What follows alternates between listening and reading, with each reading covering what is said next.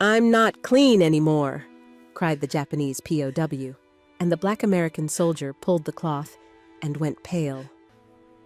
It's 1945 in a divided America, where a decorated black soldier returns to find his own country still sees him as less than a man. But in his barn, a discovery changes everything. A desperate Japanese woman, hiding in fear. She clutches a military tag in her trembling hands, one that belongs to his dead brother. "No touch. Please. I'm not clean anymore," she whispers through tears. As their worlds collide in the shadow of war's end, danger surrounds them both. Neighbors watch. The sheriff makes threats, and flames of hatred begin to spread through town. But something unexpected grows between them. Something that could heal the deepest wounds of war or tear apart what little peace remains. What happens when forgiveness blooms in the most barren soil? And can love survive when the whole world stands against it? The autumn wind pushed against the train windows as it rolled along the Monterey coast. Corporal Isaiah Ike Turner sat straight-backed on the hard seat, his army duffel bag tucked beneath him and a small wooden case holding his medal resting on his lap. The smell of salt air mixed with coal smoke reminded him he was almost home after 3 long years fighting across the Pacific.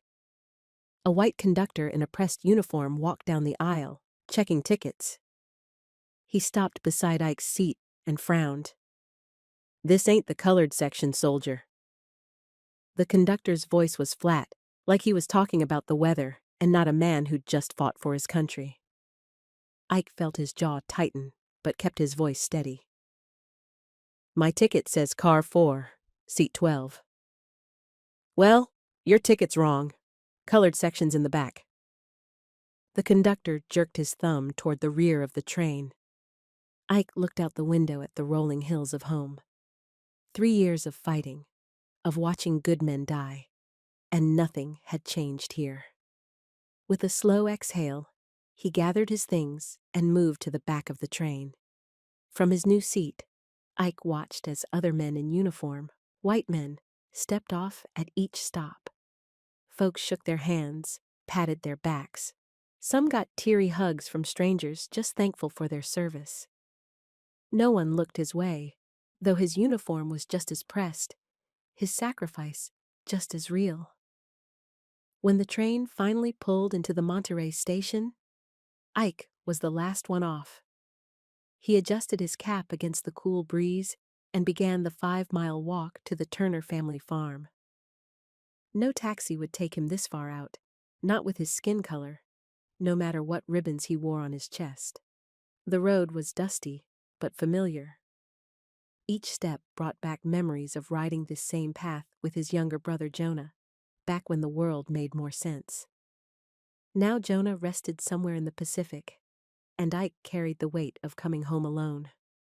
As he crested the hill overlooking the Turner farmhouse, Ike paused. The white clapboard house needed paint, and the fence along the front had a broken section. The barn's roof had a patch of new wood where a storm must have damaged it. 3 years of war hadn't been kind to the place, but it was still home. His mother stood on the porch, her hand shading her eyes against the setting sun. When she spotted him, she let out a cry that carried across the yard. "Isaiah, my boy!" Evelyn Turner ran down the steps, her gray-streaked hair coming loose from its pins. She was thinner than he remembered, the lines around her eyes deeper, but her embrace was just as strong. "Mama," Ike whispered, holding her tight. For a moment, he was a boy again, safe in his mother's arms. She pulled back to look at him, her fingers touching his face like she couldn't believe he was real. "Look at you," she said softly. "My soldier boy." "I'm home, Mama." Ike's voice cracked, and he cleared his throat. For good this time. They walked arm in arm to the house, Evelyn talking nonstop about the farm, the neighbors, the church. She didn't mention Jonah, and Ike didn't ask. Some pains were still too fresh to touch. Inside, the house smelled of baking bread and lavender soap. Ike set his duffel by the door and looked around. Everything was just as he remembered, only smaller somehow. War had a way of making everything else seem less important. "Sit," Evelyn insisted, pushing him toward the kitchen table. "You must be starved. I'll fix you a proper meal." As she bustled around the kitchen, Ike noticed the Bible on the sideboard, open to Psalms. Beside it stood a framed photo of Jonah in his uniform, a small black ribbon tied to the corner. Ike touched it gently, remembering his brother's laugh, his easy way with people. "We got word 6 months ago," Evelyn said quietly, watching him from the stove. "He died brave," they said, "saving others." Ike nodded, unable to speak past the lump in his throat. He'd seen enough death to know there was rarely anything brave about it. Just young men doing what they had to, hoping to see another sunrise. "The Lord called him home?" Evelyn continued, her faith steady as always. "And he brought you back to me. For that, I give thanks every day." Later, after a meal that reminded him just how poor army rations had been, Ike sat on the porch steps watching the fog roll in from the sea. The cool mist felt good against his face after the dry heat of the islands. He was halfway through rolling a cigarette when he heard the sound of hooves approaching. Sheriff Daniels rode up on his bay gelding, looking much the same as Ike remembered. Wide-brimmed hat, badge gleaming on his chest, eyes that didn't quite meet yours when he spoke. "Evening, Turner." The sheriff tipped his hat slightly. "Heard you made it back." "Evening, Sheriff." Ike didn't stand. After all he'd seen, respect for small-town authority didn't come as easy as it once had. "Just thought I'd stop by, welcome you home proper." The sheriff shifted in his saddle. "And maybe remind you that folks around here like things peaceful." Ike raised an eyebrow. "That a warning?" "Call it friendly advice." Sheriff Daniels leaned forward. "Some folks still remember that trouble you caused before you left, talking about voting rights and such. Seems to me fighting for your country ought to earn you the right to vote in it," Ike said evenly. The sheriff's jaw tightened. "See, that's the kind of talk that stirs folks up. This town's been quiet with you gone. I'd like it to stay that way, boy." The word boy hung in the air between them. Ike had commanded men in battle, had watched friends die in his arms, had been decorated for valor. Yet here, he was still just a boy to be put in his place. "I ain't looking for trouble," Ike said finally. "Just came home to help my mama with the farm." The sheriff nodded, apparently satisfied. "See that you do." He turned his horse back toward town. "And Turner? War's over.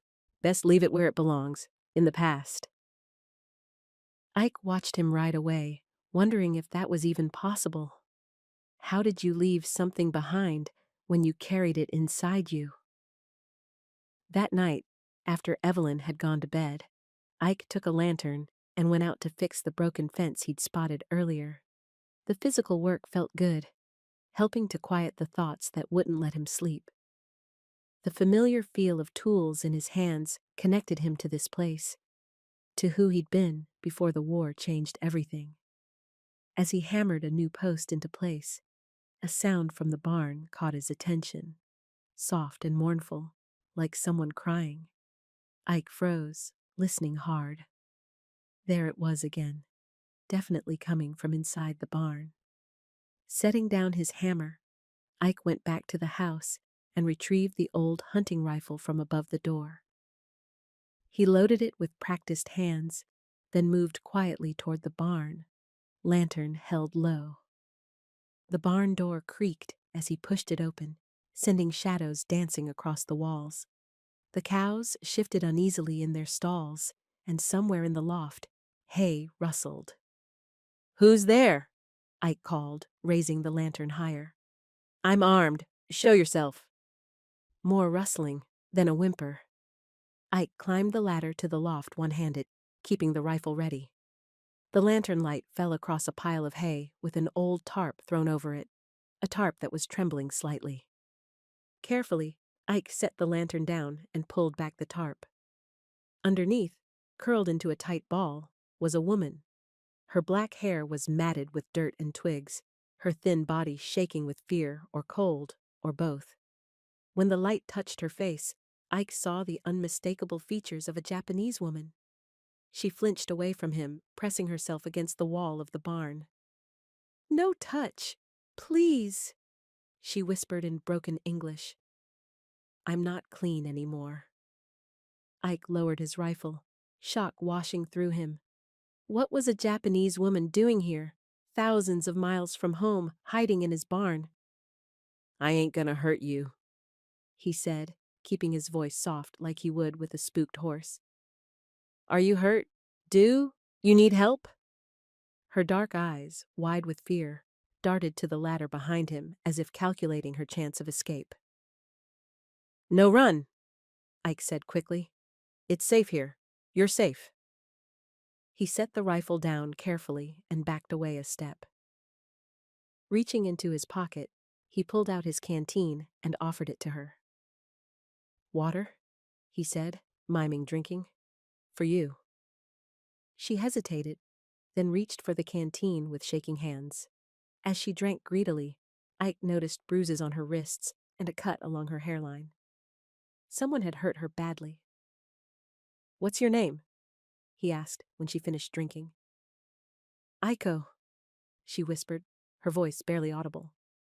"I'm Ike, Isaiah Turner." He tapped his chest. "This is my mama's farm." At that, Aiko's eyes filled with tears. She tried to stand, but swayed dangerously. Ike moved forward to catch her as she collapsed. "Whoa now," he said, lowering her gently back to the hay. "You're in no shape to be moving." Aiko's eyes fluttered closed, her breathing shallow. In the lantern light, Ike could see how thin she was, her cheekbones sharp beneath her skin. How long had she been hiding here? How long since she'd eaten? Shrugging off his jacket, he draped it over her, then noticed a dark stain on her side. Blood had seeped through her dress, which looked like it had once been white but was now gray with dirt and travel. "You're hurt," he said, though she probably couldn't hear him now. "I need to take a look." Gently, he lifted the edge of her dress to check the wound. It wasn't deep, but it was dirty and at risk of infection. As he moved the fabric, he noticed something stitched into the hem. A small piece of metal that caught the lantern light. Ike's blood ran cold as he recognized it. Carefully, he turned over the hem to reveal his brother Jonah's military identification tag, sewn into the fabric with careful stitches. His hand went numb. The world seemed to tilt around him as questions crashed through his mind. How did this woman have Jonah's tag? Had she known him? Had she been there when he died? Outside, thunder rolled across the valley as a storm moved in from the sea. Ike sat back on his heels, staring at the unconscious woman who had somehow carried a piece of his brother home. "Lord," he whispered into the dim barn. "What am I supposed to do with this?" The wind rattled the windows, sounding for all the world like distant gunfire. The storm pounded the roof as Ike sat beside Aiko in the lantern's golden circle. He'd cleaned and bandaged her side as best he could with supplies from the house, careful not to wake his mother. Now he watched the Japanese woman sleep, questions churning in his mind like the storm clouds above. When she stirred, hours later, Ike offered her more water and a piece of bread he'd brought from the kitchen. She ate slowly, her eyes never leaving his face. "How did you get my brother's tag?" he asked finally, pointing to the hem of her dress. Fear flashed across her face. She clutched at the fabric, shaking her head. "No steal," she said urgently. "Gift. He give. Jonah gave it to you?" Ike leaned forward. "You knew my brother?" Iko nodded, her eyes filling with tears. "I nursed, after bombing. Many hurt. Your brother?" She made a motion toward her chest. "Very hurt here." Ike's throat tightened. "He died. They told us he died saving others." "Yes." Aiko's voice was soft, but sure. "Save children. Save me. Very brave man." She reached into a hidden pocket in her dress and pulled out a folded, water-stained letter. "He write. For family. Ask me. Promise send." Ike took the letter with trembling hands. It was addressed to their mother in Jonah's familiar handwriting. The date showed it had been written just days before the army notification of his death. "You sent this? You're the one who made sure his last letter got home?" Iko nodded. "Promise. I keep." Ike unfolded the letter carefully, though he knew his mother must have read it countless times since receiving it. "Dear Mom and Ike," it began. "If you're reading this, then Miss Iko has kept her promise, and I've gone to be with the Lord. Don't grieve too hard. I did what I was called to do. There's a good woman here, a nurse named Aiko, who tends to us all with kindness, enemy or friend. It don't matter to her. She's promised to send this letter home for me. If by some miracle she ever crosses your path, treat her like family, for she has been that to me in my final days. With love always, Jonah." Tears blurred Ike's vision. He folded the letter and tucked it into his shirt pocket, close to his heart. "How did you get here?" he asked after a long moment. Through halting English and gestures, Iko explained that she had been taken prisoner after the hospital where she worked was captured. She'd been transported to America with other prisoners, to a camp somewhere in California. During a transfer, their truck had crashed, and she'd escaped in the confusion. For weeks, she'd been moving at night, hiding during the day, surviving on whatever she could find or what rare kind souls would give her. "I find Turner Farm," she said, pointing to the name on Jonah's tag. "I think maybe safe." Ike shook his head in wonder. "You walked God knows how many miles, all because of my brother's name?" "Promise," she said simply. "I keep." The depth of her loyalty to a dying man's request humbled Ike. Here was the enemy he'd been trained to hate, risking everything to honor a promise to his brother. What did that make her? What did that make any of the labels they'd been fighting over? "Lord," he whispered again as the wind rattled the windows. "What am I supposed to do with this?" At dawn, footsteps on the porch woke him from where he'd dozed sitting against a hay bale. Iko was still asleep, wrapped in his army coat. "Isaiah?" His mother's voice called from outside the barn. "Are you out here?" Ike hurried down the ladder. He met Evelyn at the barn door, closing it behind him. "What are you doing out here so early?" she asked, then noticed the mud on his clothes and the weariness in his face. "You haven't been to bed at all, have you?" Ike looked at his mother, at the strength in her face, the faith that had carried her through losing a husband, raising 2 boys alone, and now losing a son. She deserved the truth. "Mama, there's something I need to tell you. Someone you need to see." Evelyn's eyes widened as he explained about finding Iko, about Jonah's tag, about the letter. When he finished, she was silent for a long moment. "Take me to her," she finally said. Inside the barn, Iko had awakened and was sitting up, clutching Ike's coat around her shoulders. When she saw Evelyn, she tried to stand, bowing deeply despite her weakness. "So you're the one who cared for my boy," Evelyn said softly, crossing to Aiko and taking her hands. The one who made sure his words came home. Aiko nodded, tears streaming down her face. Good man. Kind heart. Like brother. She glanced at Ike. Like mother. Evelyn touched Aiko's cheek gently, then turned to Ike with determination in her eyes. We'll hide her here until we can find a safe way to report her presence.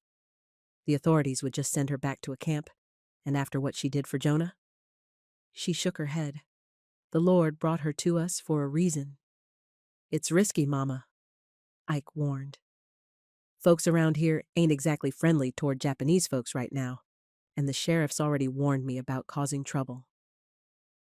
Then we'll be careful, Evelyn said simply. The good book says I was a stranger and you took me in. It doesn't say only take in strangers that look like you or come from where you come from. Her faith made it sound so simple. Maybe it was. Ike nodded, relieved to have his mother's wisdom guiding him. We'll keep her in the loft for now, Evelyn decided. I'll bring up some clean clothes and food. And Isaiah? She fixed him with a serious look. Not a word to anyone. The town already resents you for coming back when so many of their boys didn't. Ike nodded grimly. He understood the danger all too well. Later that morning, Aiko woke to the smell of oatmeal and found a Bible on the stool beside her, with a pressed chrysanthemum tucked between its pages. She touched the delicate petals, a small smile lifting the corners of her mouth, the first Ike had seen. Flower from home, she said softly. Jonah sent seeds once, Ike explained. Mama planted them, said they reminded her that beauty grows everywhere, even in war. Aiko nodded as if this made perfect sense. Your brothers see beauty, even in pain? As the days passed, Ike settled back into farm routines, rising early to milk the cows and mend fences. The work felt different now, more purposeful, as if each task was part of something larger than himself. Each morning, he'd bring fresh water to the loft, and Aiko would greet him with a small bow, already tidying the hay or folding the blankets Evelyn had provided. A week into this new arrangement, Ike hitched the old wagon to their plow horse and loaded it with eggs from their hens. It was market day, and they needed supplies from town. Be careful, Evelyn warned as she handed him a list. And remember? Not a word, Ike finished. I know, Mama. The 5 miles to town felt longer than usual. Ike nodded politely to passing farmers, but few returned the gesture. At the general store, he waited patiently as white customers were served before him, though he'd arrived first. As he loaded supplies into his wagon, Henry Collins approached. Henry had lost his son Bobby in the Pacific, and bitterness had aged him beyond his years. His eyes were hard as he looked Ike up and down. So, you made it back, he said, no welcome in his voice. Yes, sir, Mr. Collins. Ike kept his tone respectful. I'm sorry about Bobby. He was a good man. Henry's jaw tightened. A lot of good men didn't come home. Killed by the likes of those yellow devils you were fighting. Ike said nothing. What could he say that wouldn't pour fuel on that fire? Seen you buying extra supplies? Henry continued, eyes narrowing. Bandages and such? Someone hurt out at your place? Just restocking, Ike said easily. Mama likes to be prepared. Henry clearly didn't believe him, but nodded anyway. You watch yourself, Turner. Folks are keeping an eye on you. As Ike drove home, he noticed fresh hoofprints near their property line. The sheriff had been snooping around.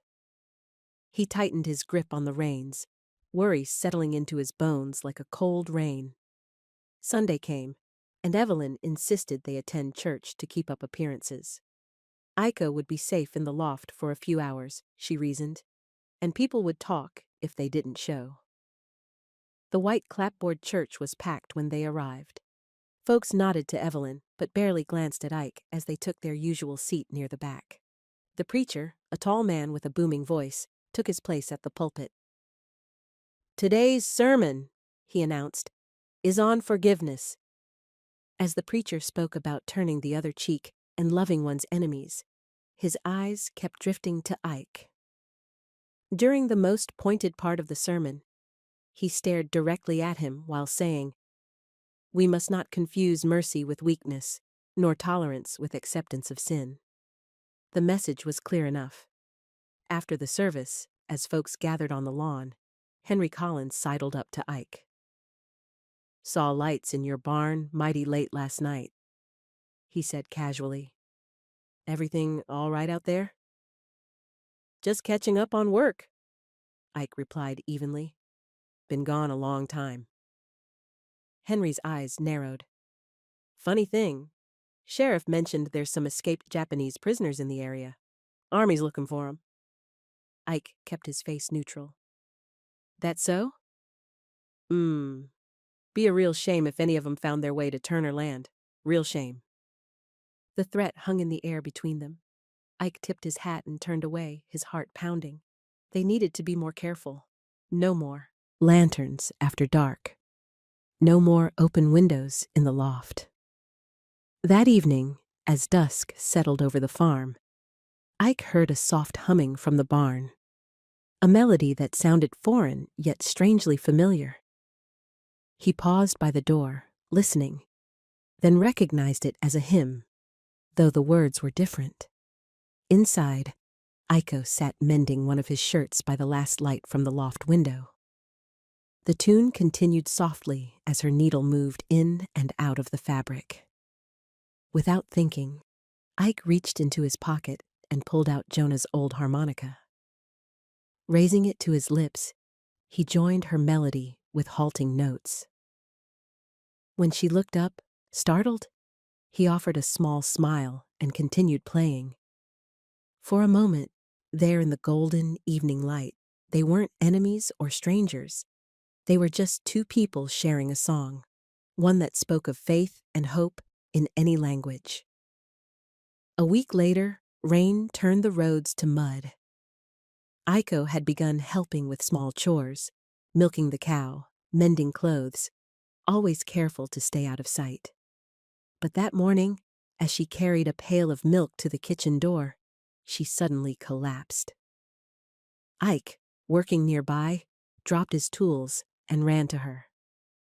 Her skin burned with fever, and her breathing came in shallow gasps. He carried her inside, calling for his mother. Evelyn took one look and ordered him to bring her to Jonah's old room. "She can't stay in that damp barn any longer. She'll die out there." Together, they nursed Iko through the fever, taking turns applying cool cloths to her forehead and helping her sip broth. During her delirium, she spoke rapidly in Japanese, sometimes crying out in fear. Once, she grabbed Ike's hand tightly. "Guard, hurt," she whispered, her eyes unseeing. "Many men. They say, dirty, not clean." Ike felt sick as understanding dawned. The guards at the POW camp had assaulted her. That's what she'd meant that first night. "I'm not clean anymore." When he told Evelyn, his mother's face hardened with a rare anger. "Those men will answer to God for what they've done," she said firmly. "But we can show her that not all Americans are like that." They prayed together at Iko's bedside, a silent vigil of faith that transcended language and nationality. On the third day, her fever broke. She opened her eyes to find Ike asleep in the chair beside her, his hand still holding hers. As she regained strength, Iko began mending Ike's torn uniform, insisting it was the least she could do. He watched as she carefully sewed the ripped patch over the left breast pocket, right over his heart. "Make whole again," she explained, her English improving daily under Evelyn's patient teaching. "Like you make me." As she worked, she would sometimes murmur Jonah's name, as if his memory guided her fingers. When she did this, Ike would step outside, overwhelmed by grief, and something else he couldn't name, something warm and frightening all at once. One evening, As sunset painted the sky orange and gold, Ike stacked firewood near the house while Iko helped Evelyn prepare supper. Through the window, he saw Iko light a candle and place it carefully on the sill. A habit she'd explained was to honor the dead and guide their spirits home. The flame caught his eye, bright against the gathering darkness. It was a beautiful gesture, but it was also a beacon that could be seen from the road. Even as the thought crossed his mind, he heard hoofbeats approaching. Turning slowly, Ike saw Henry Collins riding past their fence, his face clearly visible in the last light of day. The older man slowed his horse, staring at the lighted window, at Iko's silhouette behind the glass. Their eyes met across the yard. Henry's widened with recognition, then narrowed with purpose. Without a word, he turned his horse and galloped back toward town. Ike's heart sank. He knew what would happen next. Sure enough, the following morning, Sheriff Daniels rode up the lane with 2 deputies flanking him. Ike stood on the porch, heart pounding but face calm as they dismounted. "Morning, Turner," the sheriff said, no friendliness in his voice. "Mind if we have a look around your property?" "Any particular reason, Sheriff?" Ike asked, though he knew the answer all too well. "Got a report you might be harboring someone."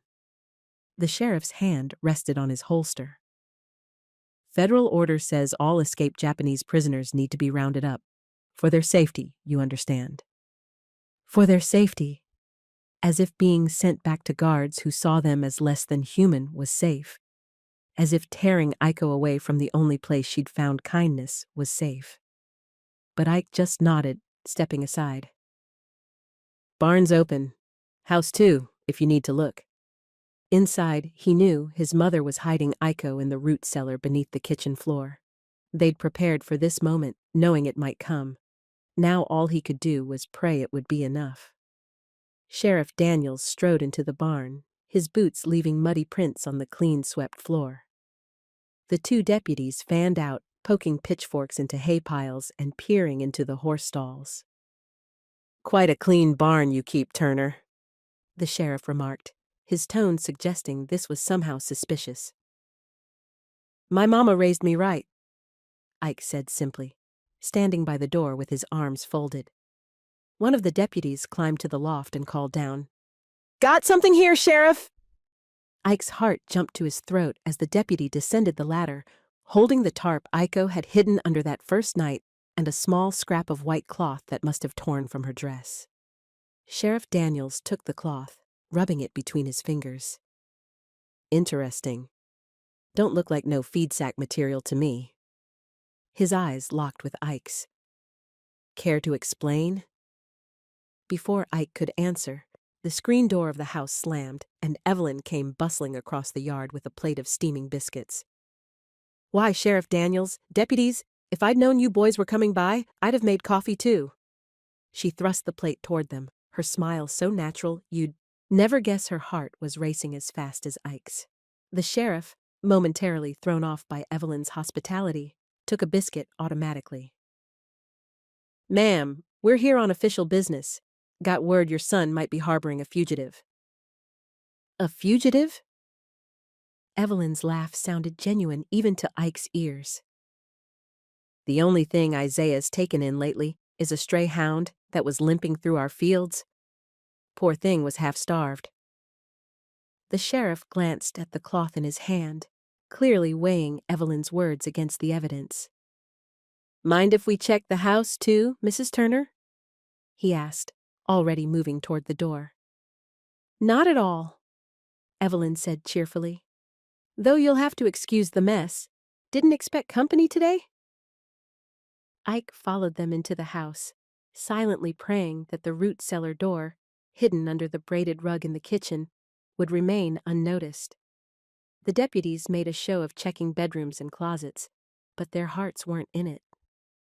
The sheriff himself seemed increasingly uncomfortable as Evelyn continued offering hospitality, pointing out family photos and asking after his wife.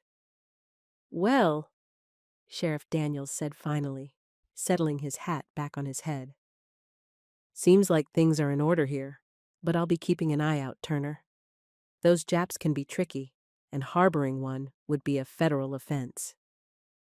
I understand, Sheriff, Ike said evenly. Thanks for your concern.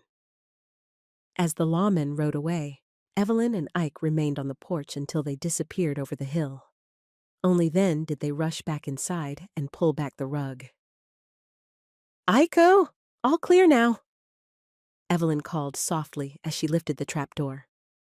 Iko emerged from the dark space, blinking in the kitchen light. Her face was pale, but she held herself with quiet dignity. Thank you, she whispered. So sorry for trouble. Ike shook his head. You ain't trouble. They are. Evelyn put an arm around Iko's thin shoulders. Let's get you some tea to calm your nerves. Isaiah, check that the sheriff and his men are truly gone.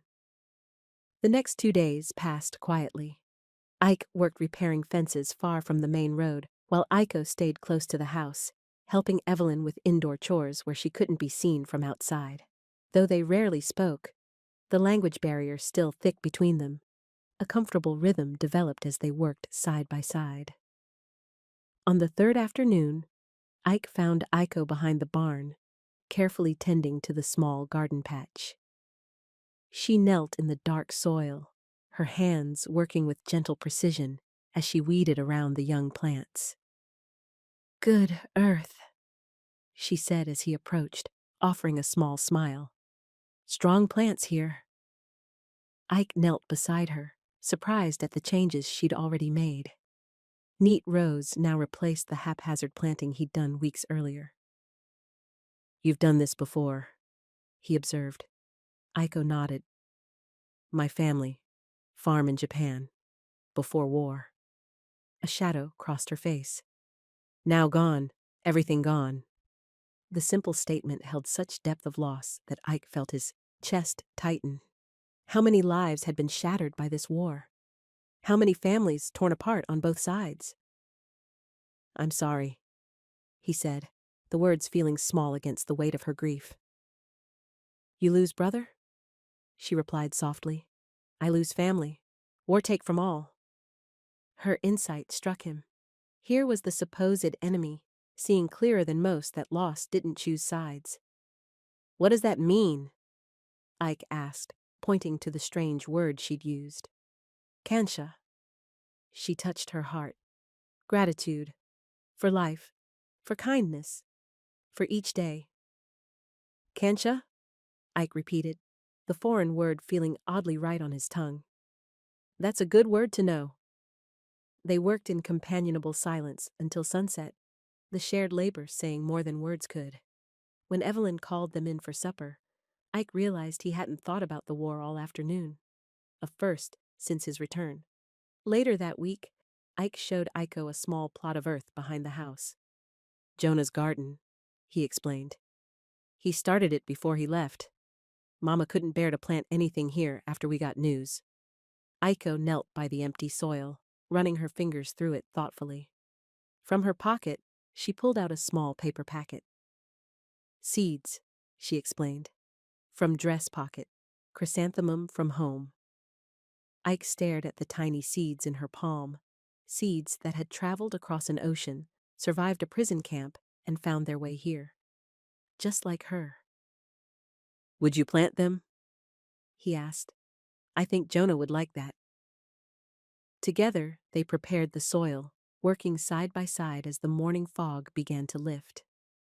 When the first seed went into the ground, Iko whispered something in Japanese. A prayer, Ike guessed, or perhaps a memory. He didn't ask. Some moments needed no translation. The sun broke through as they finished, casting long shadows across the freshly turned earth. Looking at Iko's face in the clear light, Ike saw not an enemy, not a stranger, but a person with the same capacity for hope and hurt as anyone else. Perhaps that was what Jonah had seen too, in his final days. One quiet Sunday, as Ike and Evelyn prepared to leave for church, The preacher's automobile rattled up their drive unexpectedly. Iko quickly retreated to the root cellar as Evelyn went to greet their visitor. "Pastor Williams," she said warmly. "What a surprise to see you here so early." The preacher, a tall man with kind eyes that missed little, nodded solemnly. "Sister Turner, Brother Turner, I thought it best to speak with you directly." Ike's stomach knotted. Had someone seen Iko? Had the sheriff shared his suspicions? "Come in," Evelyn offered, leading him to the parlor where Jonah's photo watched over them all. "What brings you by?" The preacher settled his lanky frame into a chair and fixed them with a serious look. "There's been talk in town about lights in your barn at odd hours, about a woman seen at your window who doesn't match any known visitor." Ike and Evelyn exchanged glances but remained silent. "I'm not here to judge," the preacher continued, "but I feel it's my duty to warn you that harboring an escaped prisoner, if that's what you're doing, puts you all at risk. The war has left people raw with grief and anger. They're looking for someone to blame." "Pastor," Evelyn said carefully, "what does the good book say about helping those in need?" The preacher sighed. "It says many things, Sister Turner. It also speaks of obeying the laws of the land. And when those laws contradict the higher law of mercy," she pressed. Pastor Williams rubbed his forehead. "I can see you've made your choice. I only pray it doesn't bring danger to your door." He stood to leave. "I'll say nothing of my suspicions, but be careful. Eyes are watching." After he left, Evelyn sat heavily in her rocking chair. "He's right about the danger," she whispered. "Perhaps we should find another place for her, somewhere safer." Ike shook his head. "Where would she go? Who else would take her in?" From the kitchen they heard the soft creak of the root cellar door. Iko stood in the doorway, her eyes solemn. "I go," she said simply. "No more danger for you." "Nonsense," Evelyn replied firmly. "You'll do no such thing." Iko crossed to Jonah's photo, touching it lightly. "Your son saved me. I bring more harm now." Ike watched as his mother rose and took Iko's hands in hers. The two women, from worlds apart, from opposite sides of a bitter war, stood face to face in the quiet room. "The danger will come if it comes," Evelyn said softly. "But I will not turn away from what the Lord has clearly placed before me." That evening, as dusk painted the sky in shades of purple and gold, Evelyn played the old organ in the parlor. The hymn, "Abide with Me," filled the house with its plea for divine presence in dark times. From the kitchen, Iko listened, her face serene as the familiar melody transcended language. Unknown to the three inside the farmhouse, trouble was indeed brewing in town. At the tavern, Henry Collins and several other men had gathered over whiskey and shared grief. The talk had turned, as it often did these days, to the war and those who'd fought it. "Turner's got something to hide out there," Henry insisted, his voice slurred, but his eyes sharp with anger. "My Bobby died fighting those yellow devils, and now Turner's hiding one right under our noses." "You sure about that, Henry?" a younger man asked. "That's a serious charge." "Saw her with my own eyes," Henry declared, slamming his glass down. "Standing in the window plain as day. Japanese woman, no doubt about it." Another man, who'd lost a brother at Pearl Harbor, leaned forward. "If that's true, then Turner's a traitor, plain and simple." "Sheriff don't seem keen on doing anything about it," Henry continued. "Says he checked the place and found nothing." "Then maybe we ought to check it ourselves," suggested the man whose brother had died. "See what Turner's really hiding out there." The group nodded, their grief finding purpose in shared anger. None noticed Pastor Williams sitting quietly in the corner, his coffee gone cold as he listened with growing alarm. After the men dispersed, the preacher hurried to the telegraph office. He sent a terse message to the sheriff's home. Possible violence brewing against Turner Farm. Suggest intervention. Pastor Williams. Meanwhile, back at the farm, midnight found Ike sitting on the porch steps, unable to sleep. The warnings from the preacher echoed in his mind, mixing with memories of war that never seemed far away. The sound of Aiko's soft breathing from the open window behind him, she now slept in the spare room, reminded him of all that was at stake. A flicker of light caught his eye, a strange orange glow from the direction of the barn. Ike stood, squinting into the darkness. The glow brightened, spreading upward. Fire! Fire! Ike shouted, racing toward the barn. Mama! Aiko! Fire in the barn! He reached the doors and threw them open. Smoke poured out, along with the panicked sounds of animals. The hay in the loft had caught first and was now a raging inferno, dropping burning clumps onto the stalls below. Evelyn and Aiko ran from the house, Evelyn with a bucket already in hand. "The pump!" she cried, running toward the well. Ike dashed inside the burning structure, coughing as smoke filled his lungs. He threw open the stall doors, slapping the frightened cows and horses on their flanks to drive them outside. The heat intensified as more of the roof caught, sending burning timbers crashing down around him. Finally, with all the animals safe in the yard, Ike staggered out, gasping for fresh air.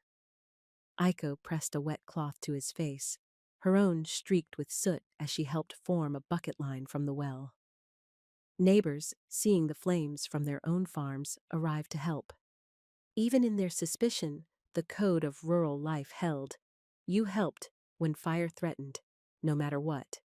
Among those who came was Henry Collins, his face unreadable in the firelight. Ike noticed him hanging back, watching rather than helping, and knew instantly who had set the blaze. By dawn, the barn was nothing but smoldering ruins.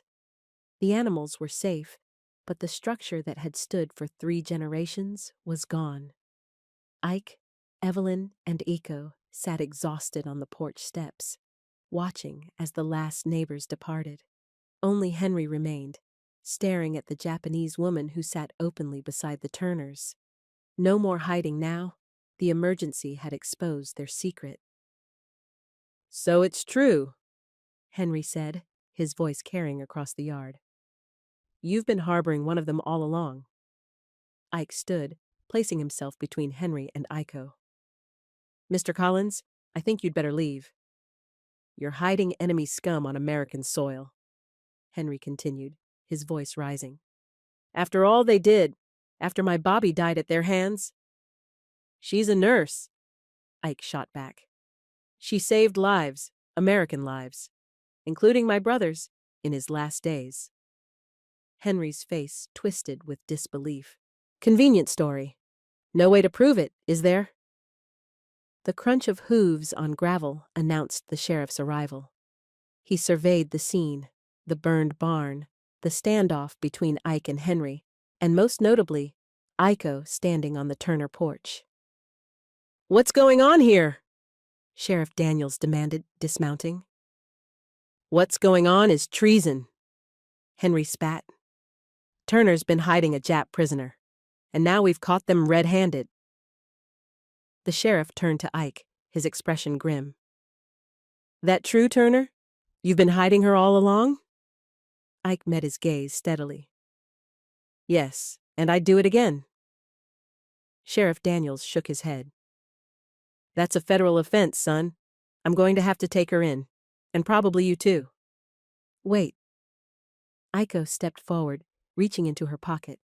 She pulled out a small cloth bundle and handed it to the sheriff.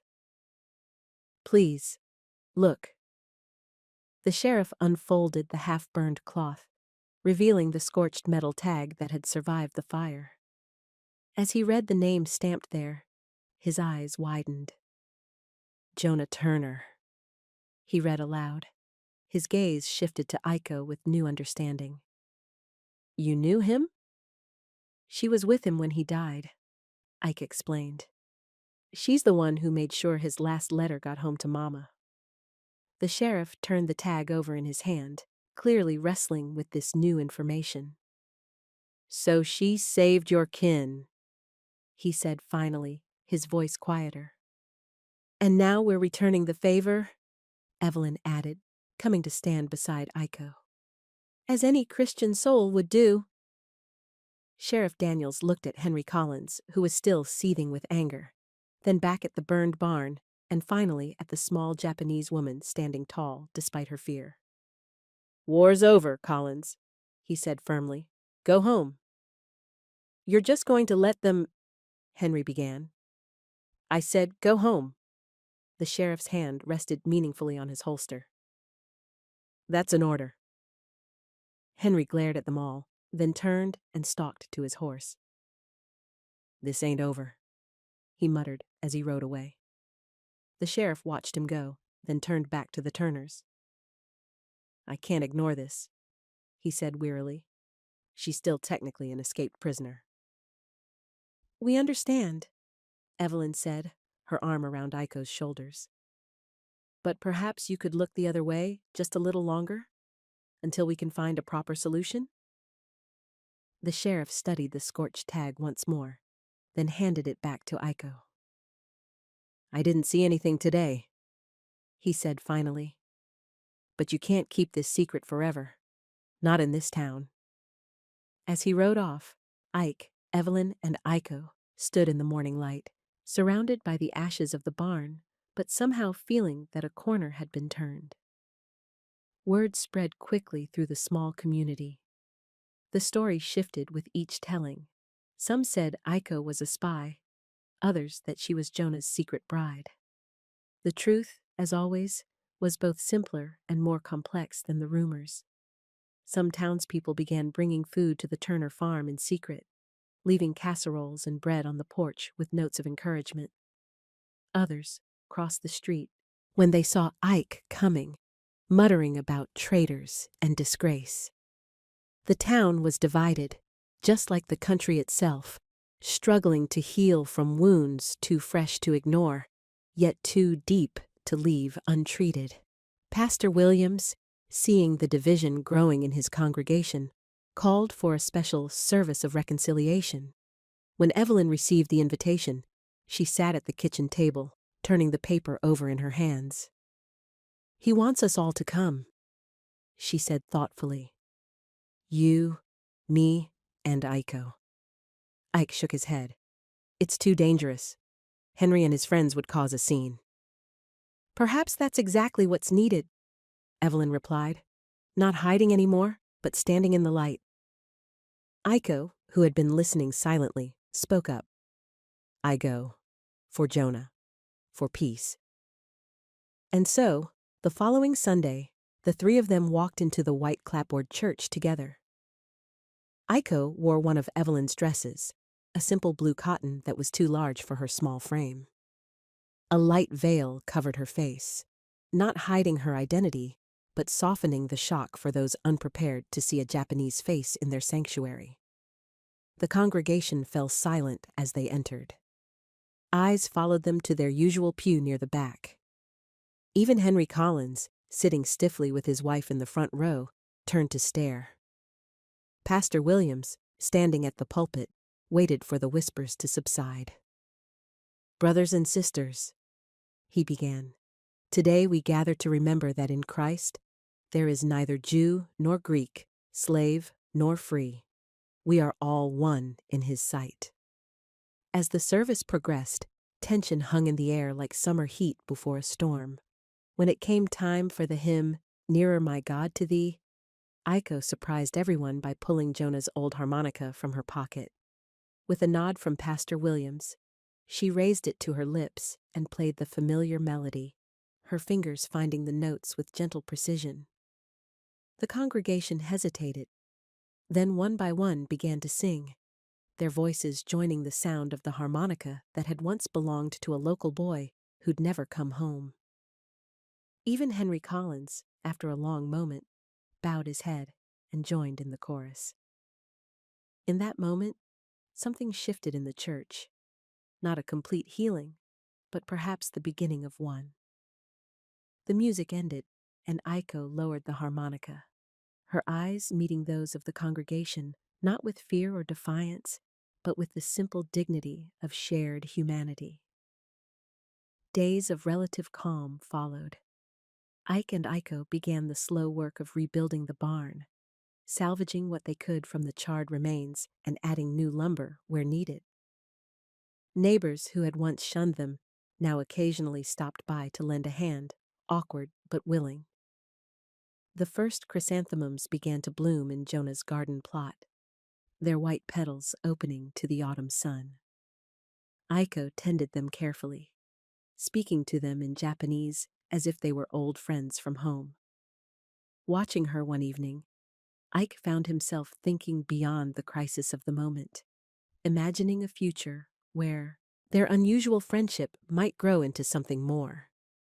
Perhaps they could start a small nursery business, selling flowers and vegetables. Perhaps the wounds of war could heal into something beautiful, given time and care. He wrote to a veterans officer he'd met during his discharge, explaining Aiko's situation and asking about the possibility of clemency. The letter was a long shot, but it felt good to take action, to believe in a future worth planning for. Then came the telegram that changed everything.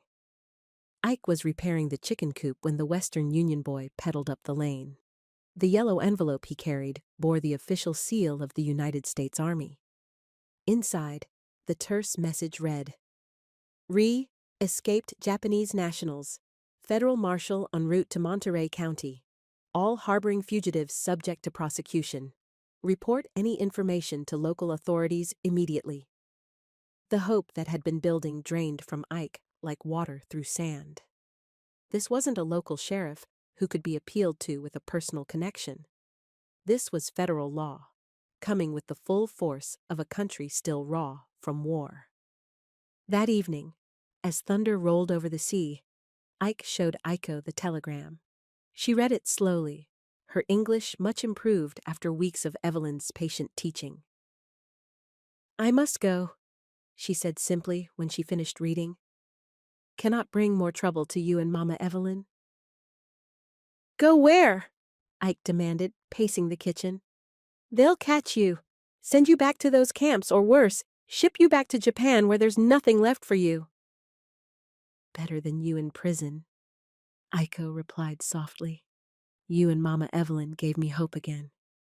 Your home," she struggled for the words, "your home gave me back my soul." Evelyn, who had been listening silently, wiped tears from her cheeks. "There must be another way," she insisted. "We could speak to the marshal, explain about Jonah, about what you did for him."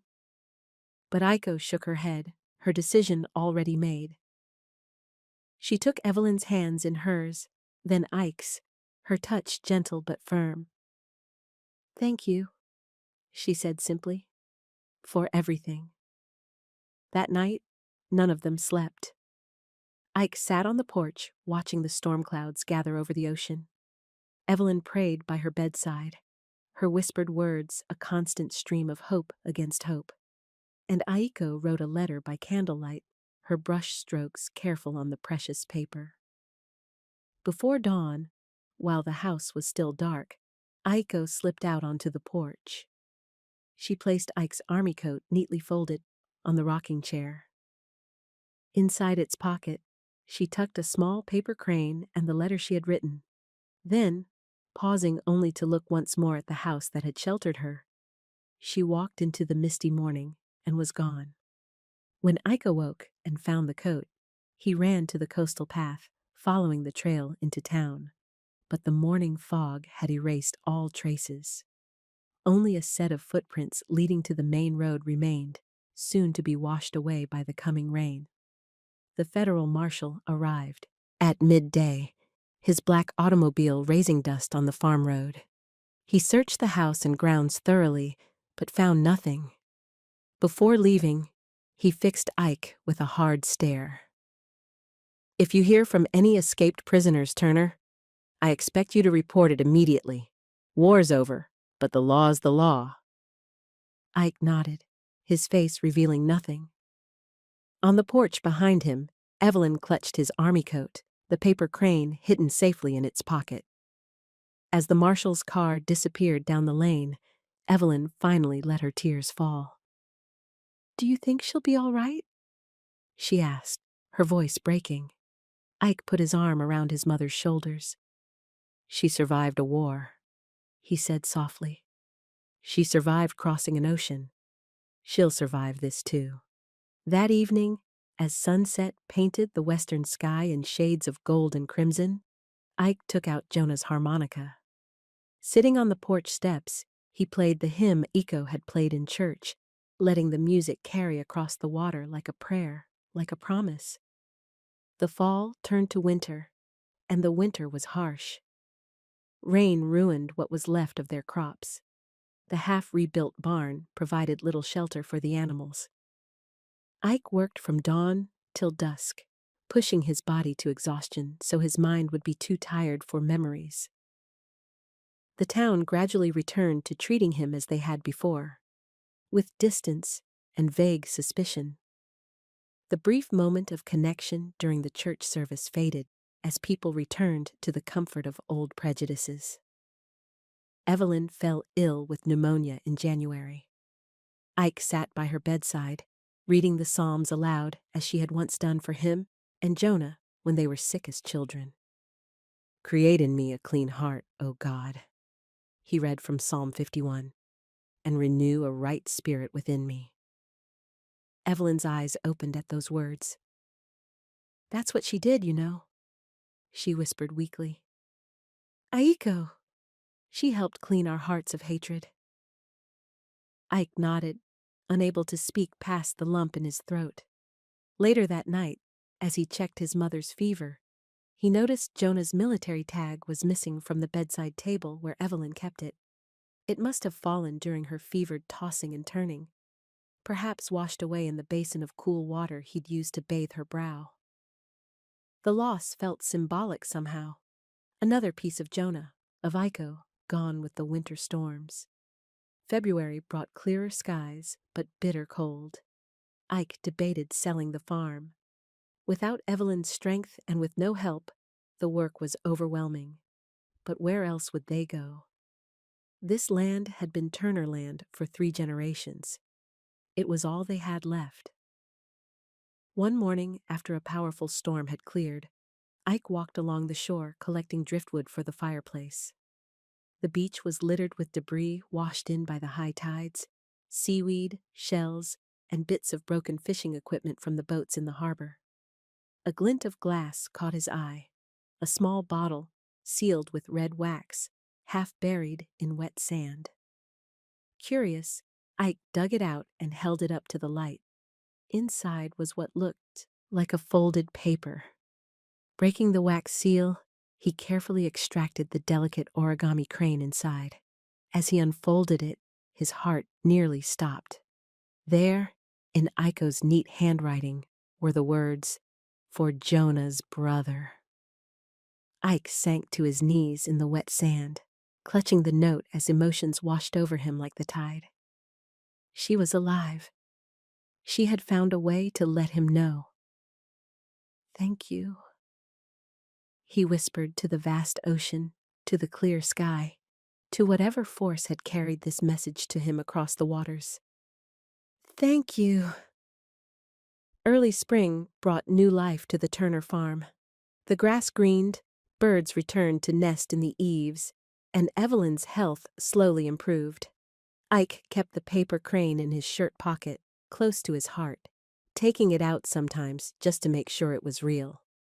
One bright morning, a knock at the door startled them both. Visitors were rare these days. Ike opened it to find a young woman in a Red Cross uniform standing on their porch, her automobile parked in the lane. "Isaiah Turner?" she asked, consulting a small notebook. "Yes, ma'am." Ike felt a flutter of fear. Had something happened to Aiko? The nurse smiled. I have a delivery for you. From the Philippines. She handed him a small package wrapped in brown paper and tied with string. The return address showed a mission hospital in Manila. With trembling fingers, Ike untied the string while Evelyn watched, her hand pressed to her mouth. Inside the package lay Jonah's harmonica, polished to a shine. Beside it rested the cloth with Jonah's tag, carefully cleaned and pressed. And beneath these treasures was a letter, the handwriting unmistakably Aiko's.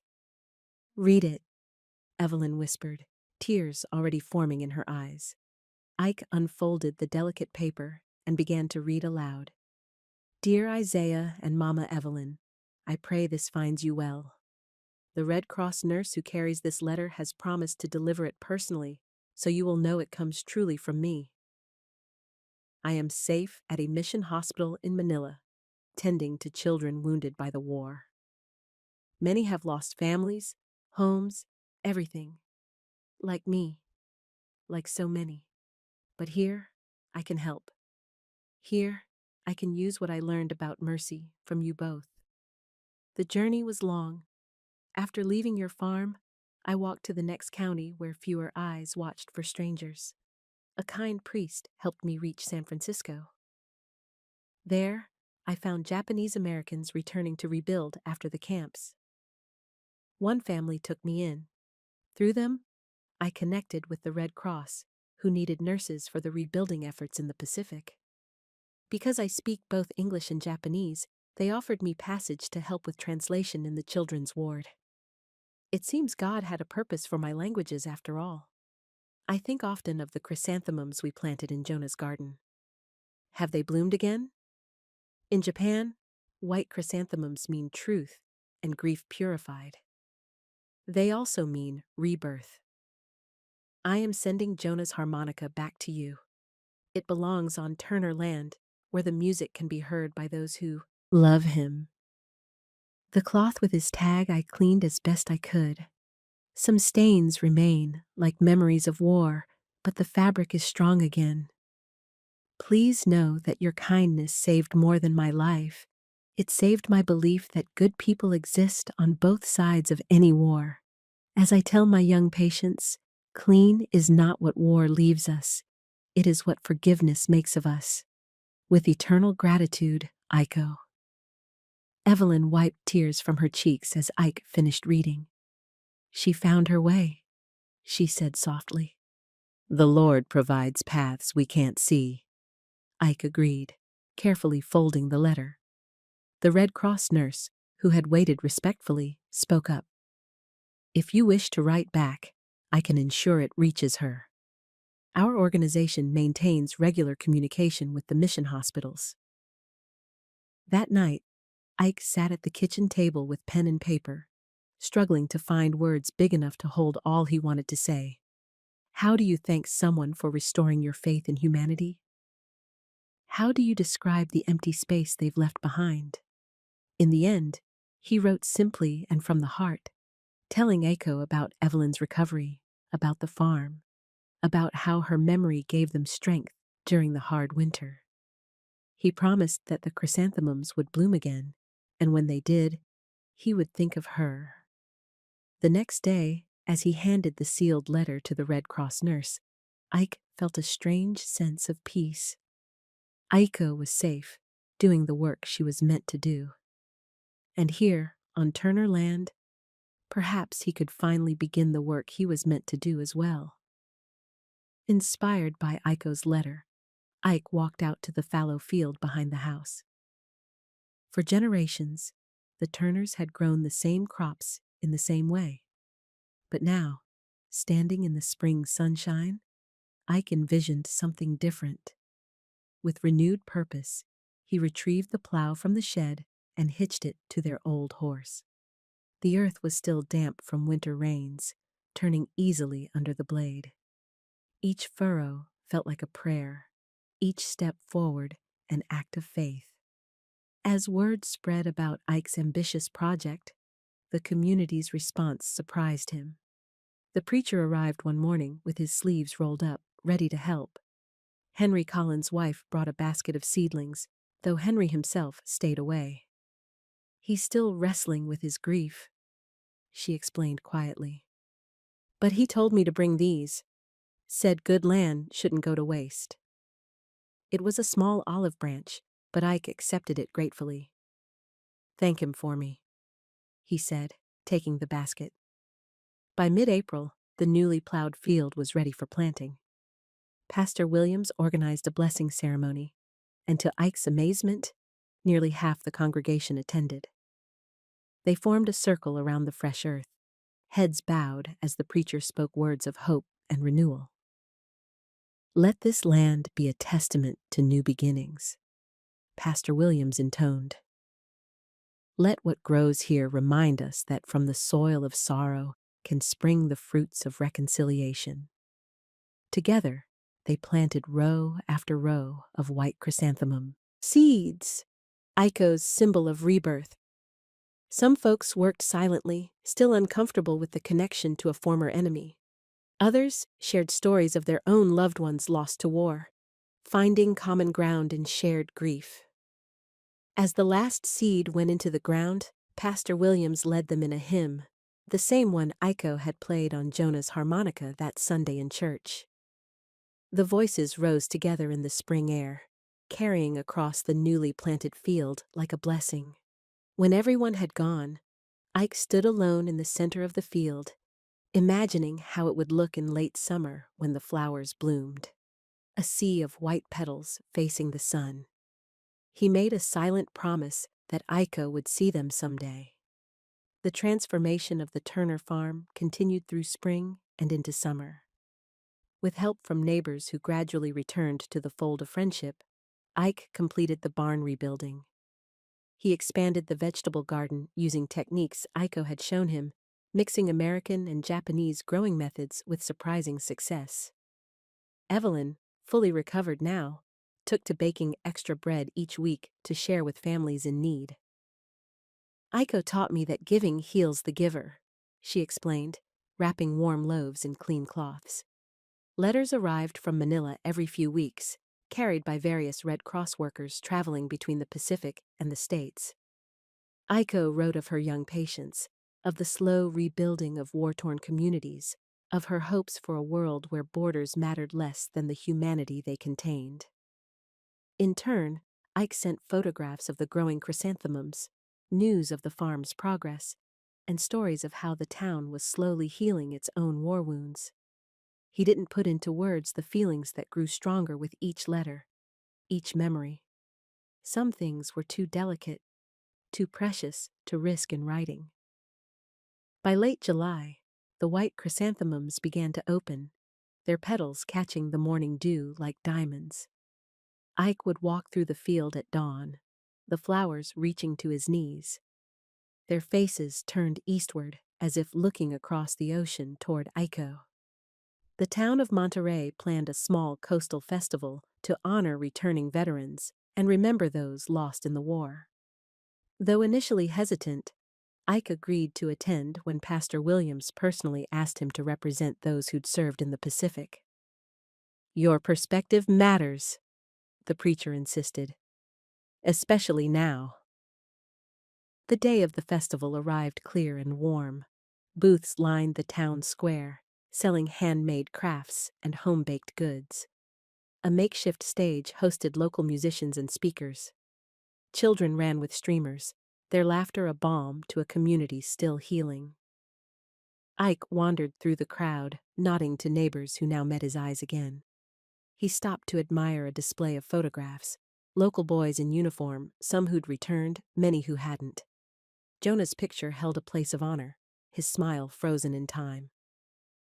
"He had your same smile," said a soft voice beside him. Ike turned, the familiar voice sending his heart racing. There, standing in the summer sunshine, was Iko. She wore a crisp white nurse's uniform, a small Red Cross pin on her collar. A white parasol shaded her face, but her eyes, those gentle eyes that had seen both the worst and best of humanity were unmistakable. "Aiko," he whispered, afraid she might disappear if he spoke too loudly. "How?"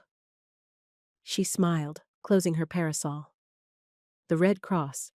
They offered positions for nurses with war experience to help establish clinics in rural areas.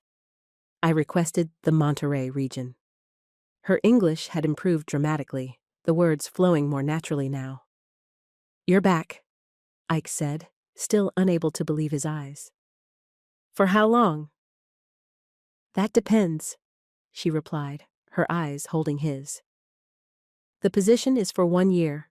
After that—" She left the sentence unfinished, a question hanging in the air between them.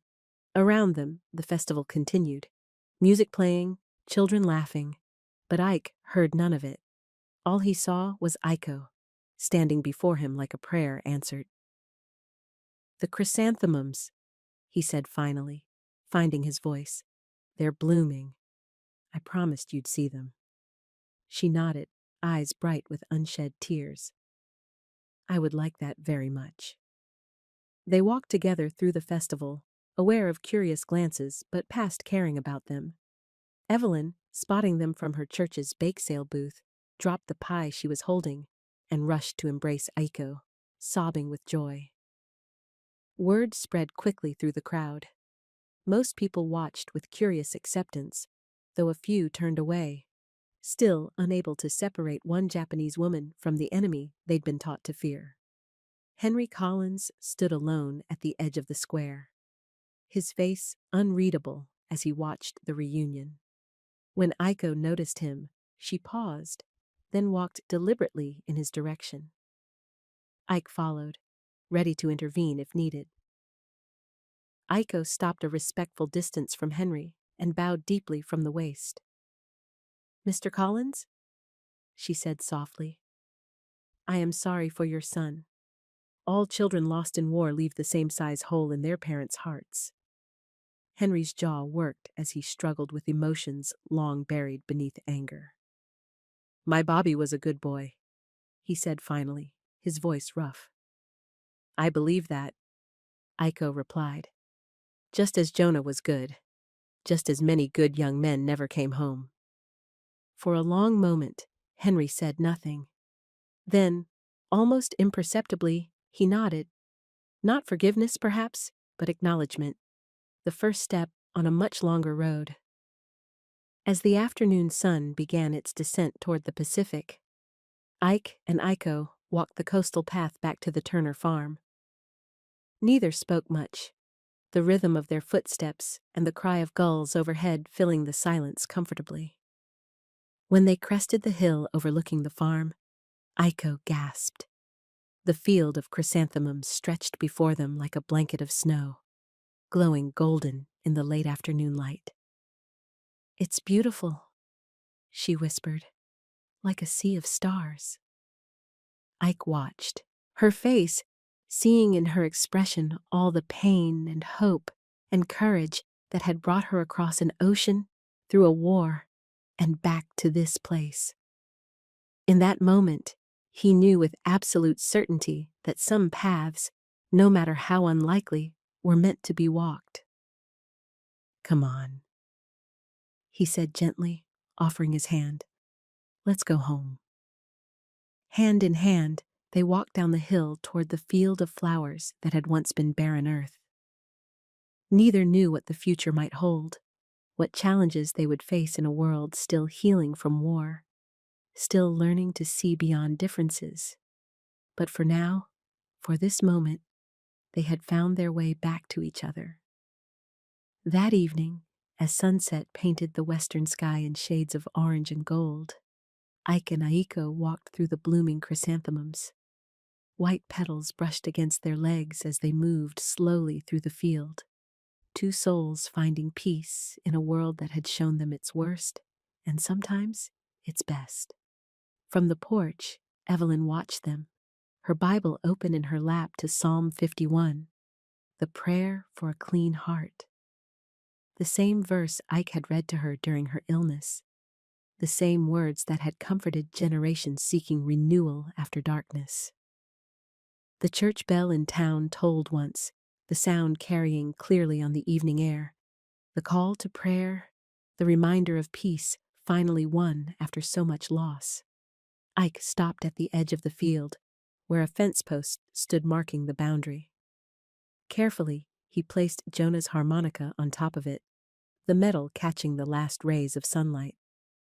"We're clean now, brother," he said softly. The words meant only for the wind and the setting sun, and perhaps, if faith was real, for Jonah himself.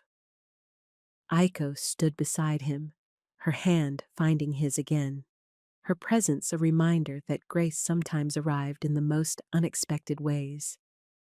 The gentle breeze carried the scent of flowers and salt from the distant ocean, the smell of home, of healing, of mercy that endured even when it seemed impossible. And as darkness finally fell, stars appeared above the field of white blossoms, mirroring each other. Light above, light below, surrounding two people who had journeyed through darkness to find each other.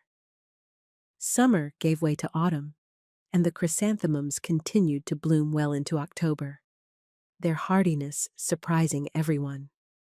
The Turner farm became something of a local attraction, with folks driving from neighboring counties to see the unusual field of stars, as it came to be known. Iko settled into her role at the new rural clinic, her gentle manner and skilled hands earning the respect of even the most skeptical patients. Children especially adored her, crowding around when she visited schools to teach basic hygiene and first aid. "You're good with them," Ike observed one afternoon as he picked her up from the clinic. "They trust you."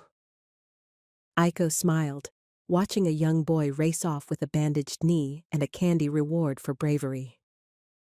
"Children see only what is real," she said. "Not what they're told to see." Ike nodded, understanding the deeper truth in her words. "Wish more grown folks could manage that." They drove home in comfortable silence, the truck bouncing along country roads now familiar to them both. At the farm, Evelyn waited on the porch with fresh lemonade and news from her church circle. "Pastor Williams asked if you'd both come to Sunday's harvest service," she said, pouring 3 glasses. "Says it's important for healing." Ike glanced at Iko, who nodded. Though they'd attended services regularly since her return, each visit still brought a mixture of welcome and lingering unease from some congregation members. "We'll be there," he promised. Together. That Sunday, the church was decorated with autumn bounty. Pumpkins, corn shocks, and baskets of apples lined the altar. Pastor Williams's sermon focused on reaping what we sow, not just in fields, but in hearts and communities. "The seeds of kindness planted in hard times," he said, his eyes finding Ike and Iko in their pew, "often yield the most unexpected and beautiful harvests." After the service, Henry Collins approached them in the churchyard. Since the festival, he'd kept his distance, but the stiff hostility had gradually melted from his posture. "Turner," he said with a nod to Ike. Then, with visible effort, he turned to Iko. "Miss Iko, my wife wonders if you might spare an afternoon this week. Our granddaughter's got a rash the doctor can't figure out. Thought maybe you might know something he doesn't." The request, halting, proud, and humbling all at once, hung in the air between them. Iko bowed slightly. "I would be honored to help," she said simply. As Henry walked away, Ike squeezed her hand. "That's a bigger step than you might realize." Iko smiled. Small steps make the longest journeys possible.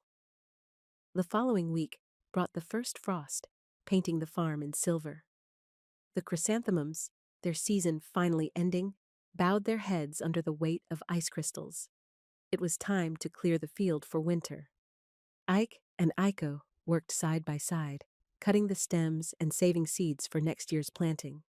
As they worked, they talked of the future, not in grand declarations, but in quiet plans that grew more certain with each passing day. The clinic offered to extend my position, Aiko said, carefully storing seeds in a paper envelope. For another year, perhaps longer. Ike nodded, his heart lighter than it had been in years. And after that? Aiko looked up at him, her dark eyes holding the same question. After that depends on many things. On what? He asked, stepping closer. On whether there might be a place for me here, she said softly. Not just as a nurse, not just as a friend. Ike took her hands in his, work-roughened fingers gentle against her skin. Aiko, there's been a place for you here since the moment you arrived. I just didn't know it yet. Around them, the cleared field lay ready for winter's rest and spring's renewal. The cycle would continue, planting, growing, harvesting, just as life would continue, finding new paths through even the hardest seasons. That evening, after dinner, Evelyn announced she was going to visit her sister in Sacramento for a few weeks. You two young people might appreciate some time to sort things out, she said with a knowing smile. Besides, Ruth has been begging me to come since Isaiah got home. After she'd gone upstairs to pack, Ike and Aiko sat on the porch swing, watching stars appear in the clear autumn sky. Your mother sees everything, Aiko said, smiling. She always has, Ike agreed. Even things I don't see myself sometimes. They rocked gently in the cool evening air, the familiar creak of the swing punctuating comfortable silence. From somewhere in the distance, a coyote called to the rising moon, a wild, haunting sound that reminded them both of how far they'd come. I never thought I'd find peace again, Aiko said after a long moment. After everything that happened, the hospital bombing, the prison camp. She shuddered slightly at memories she rarely spoke of. Ike put his arm around her shoulders, drawing her closer. Some wounds don't ever heal completely, he said. They just become part of who we are. Aiko nodded against his shoulder. In Japan, there is an art called kintsugi. When a bowl breaks, it is repaired with gold. The cracks become the most beautiful part. She looked up at him. Perhaps people are the same. I reckon they are, Ike agreed. And maybe that's the point. Not going back to who we were before, but becoming something new, something stronger at the broken places. In that moment, on a porch swing under autumn stars, two people from opposite sides of a world war found the courage to believe in a future neither could have imagined before fate, or perhaps something more deliberate than fate, had brought them together. The following morning, Ike drove Evelyn to the train station in town.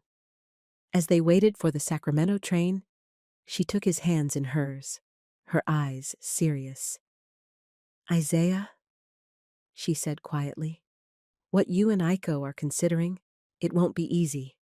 There are laws in some states against such marriages.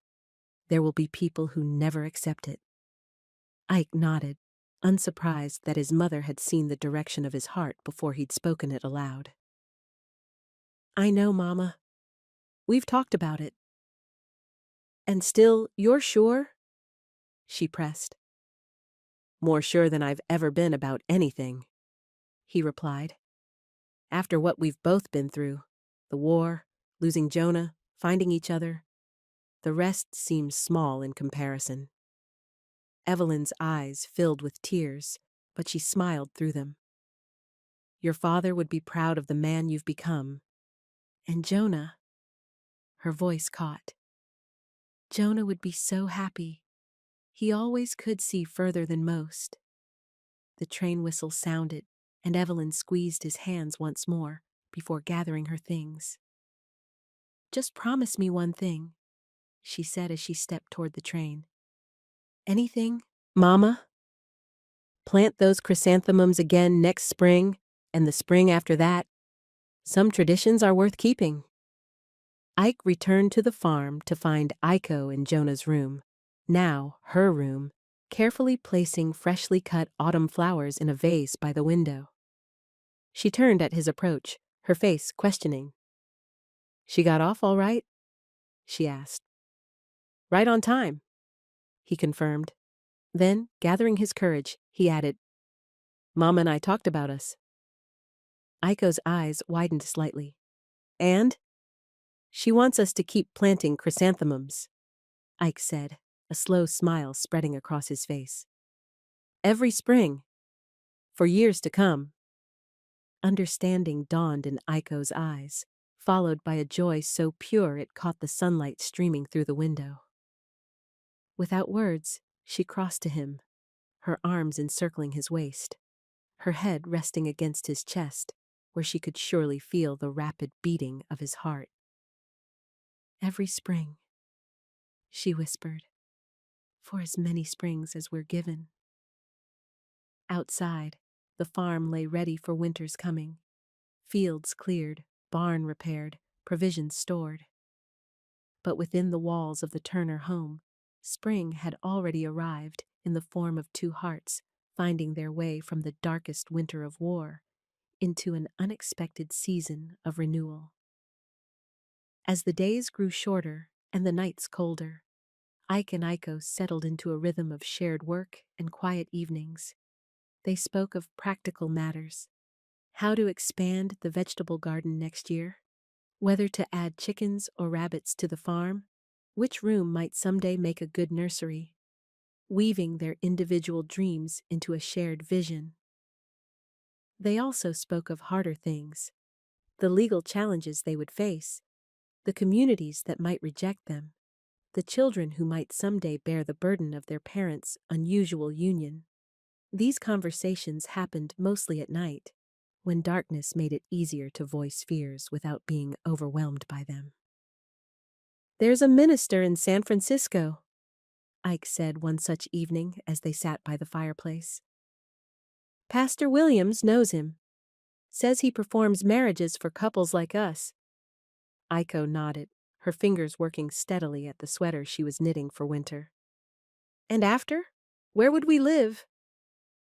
"Here," Ike said firmly.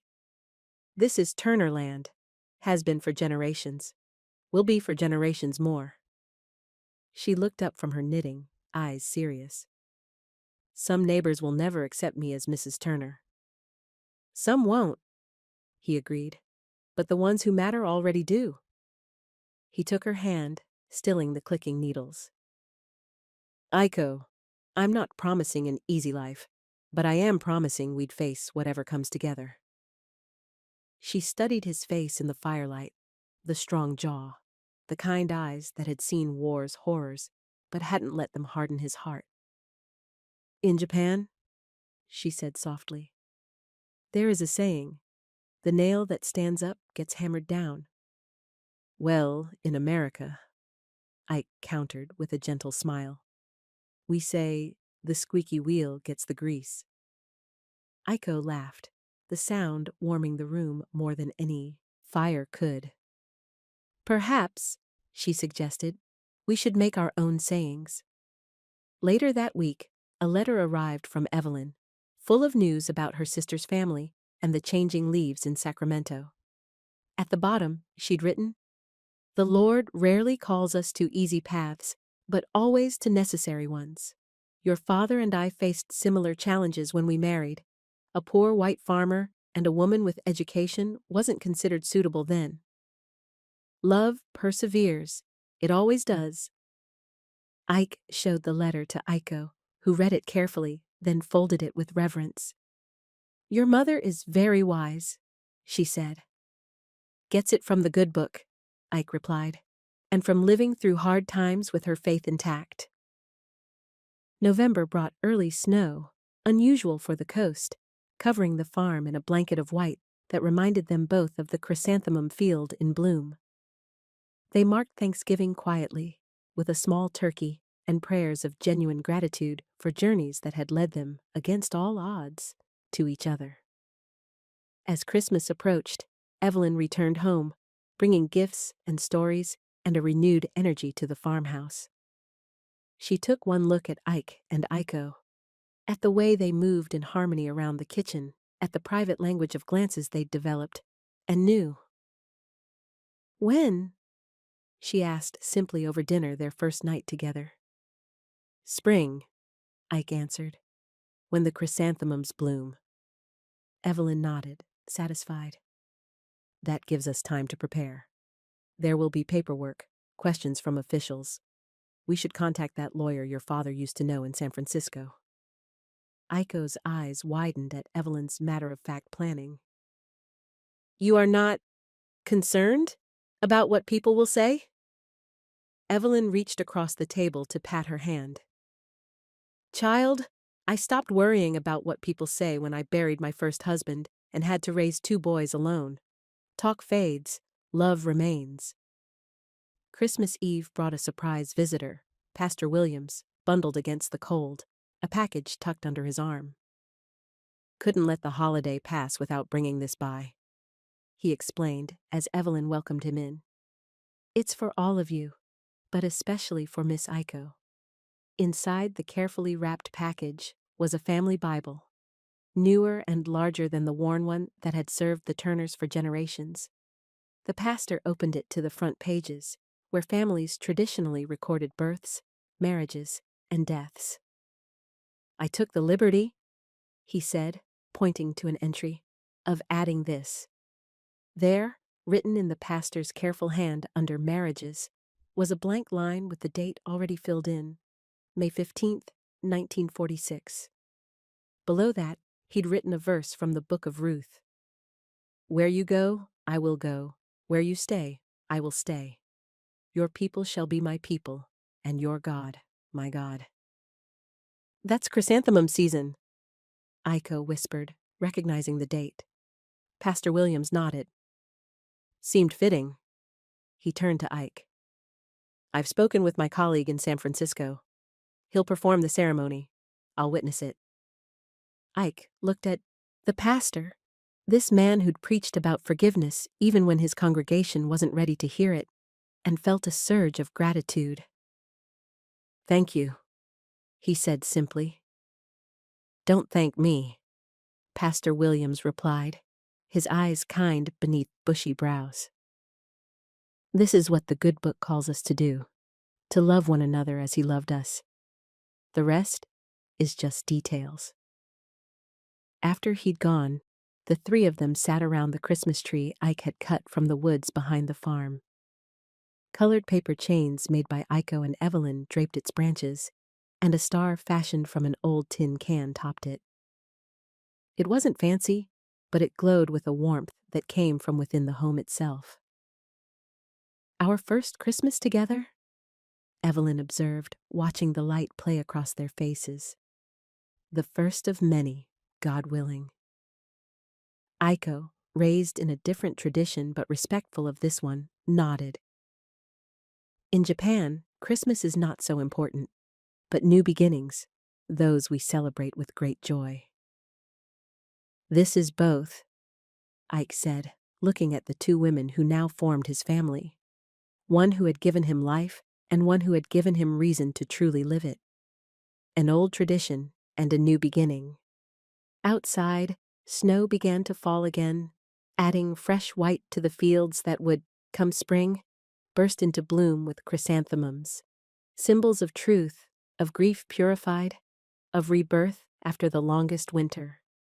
Inside, 3 people who had each known profound loss found themselves blessed with something they'd thought war had taken forever.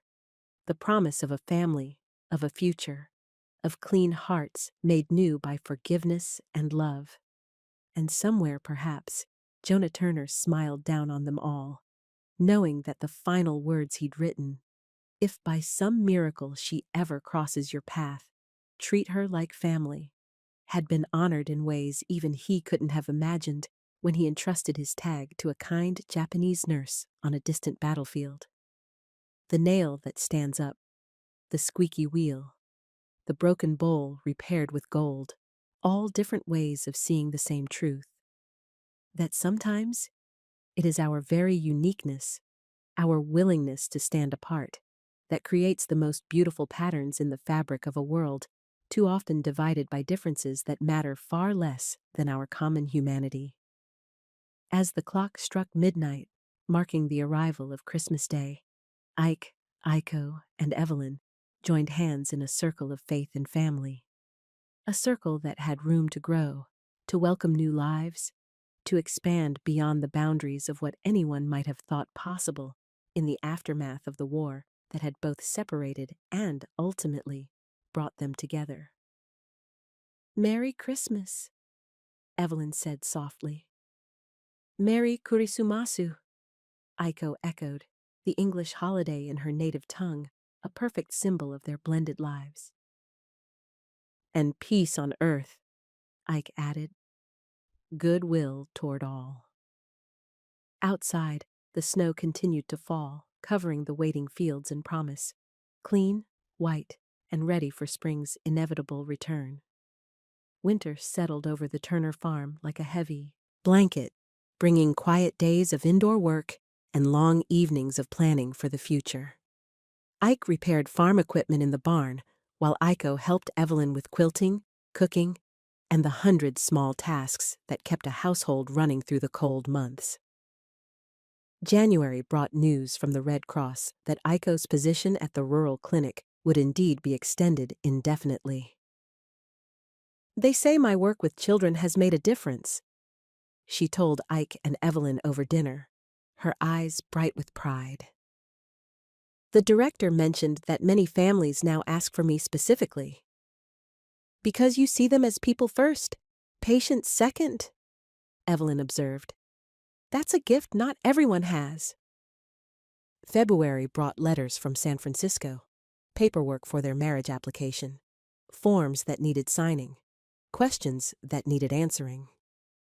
Some nights, Ike and Iko sat at the kitchen table surrounded by documents, navigating the complex legal landscape that faced couples like them. "It says here we'll need to file in a county where there's no law against, what did they call it?" Ike frowned at the letter from the lawyer. "Miscegenation," Iko supplied, the ugly word sitting heavy between them. "Marriage between different races." Ike shook his head in frustration. "How can love be against the law? The same way people can be sent to camps for having the wrong ancestors," Iko replied softly. "Fear makes people create strange rules."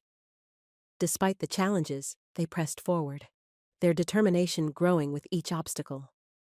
The lawyer, an old friend of Ike's father, wrote encouraging letters about changes he believed were coming, about winds of progress slowly beginning to blow. "After a war that asked men of every color and creed to die for the same flag," he wrote, "it's getting harder to justify treating them differently in peace."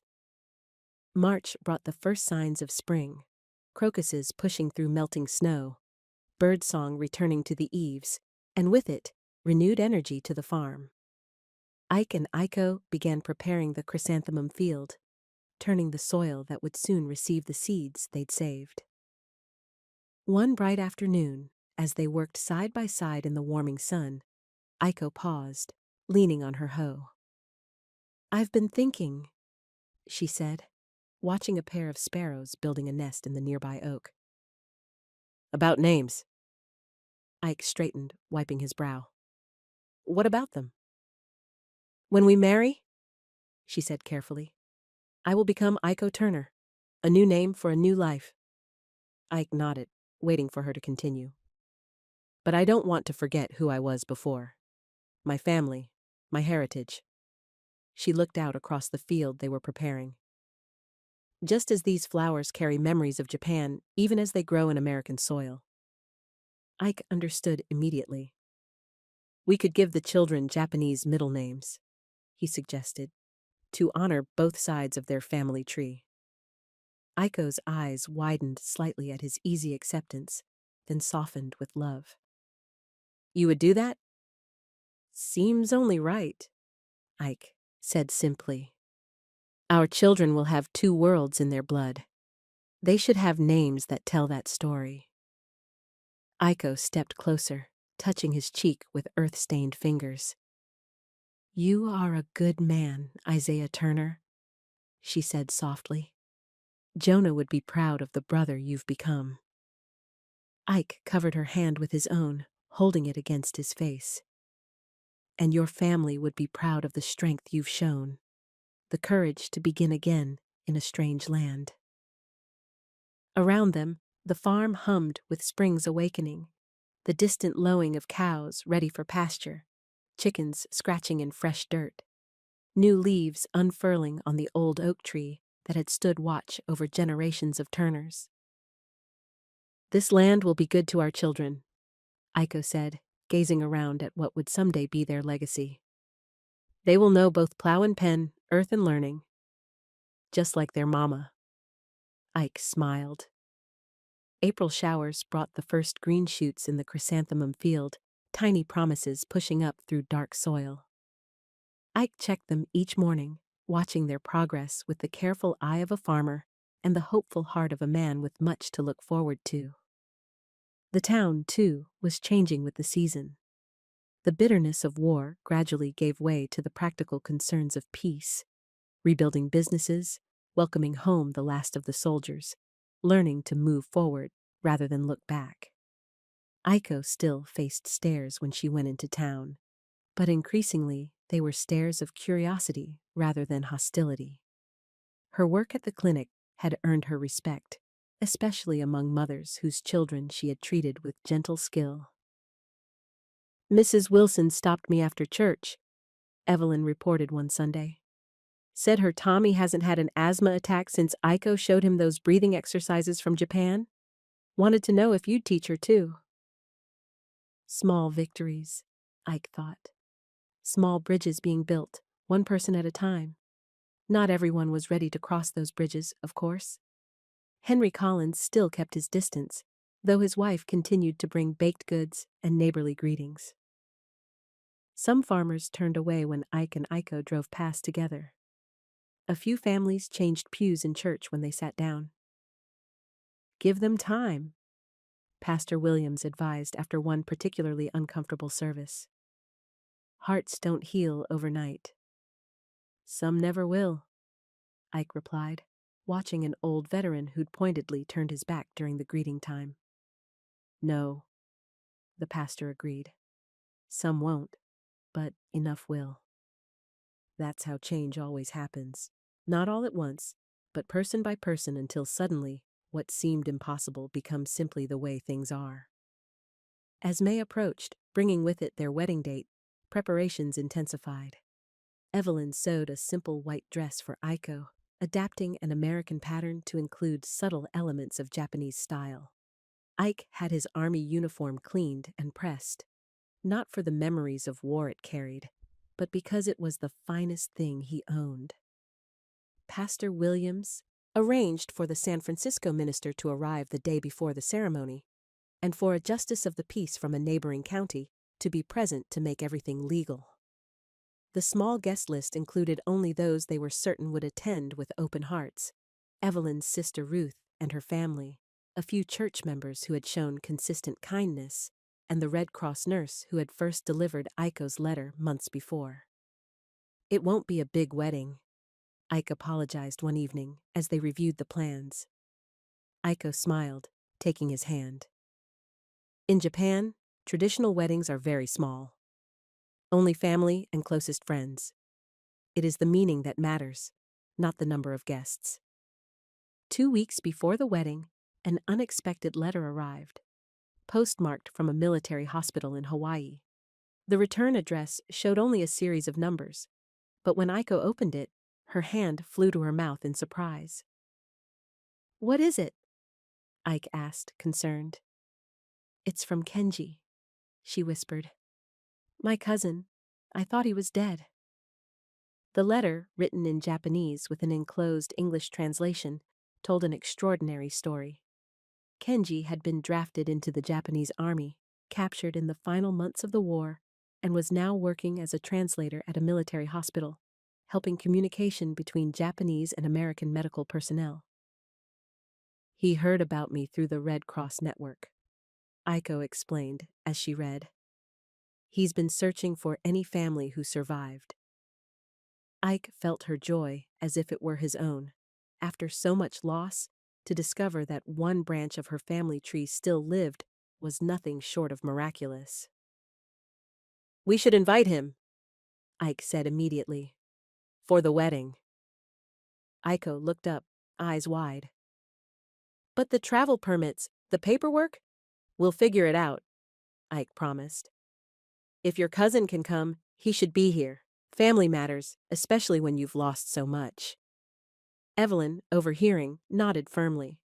"Isaiah's right. We'll write to your lawyer friend in San Francisco. If anyone can arrange it, he can."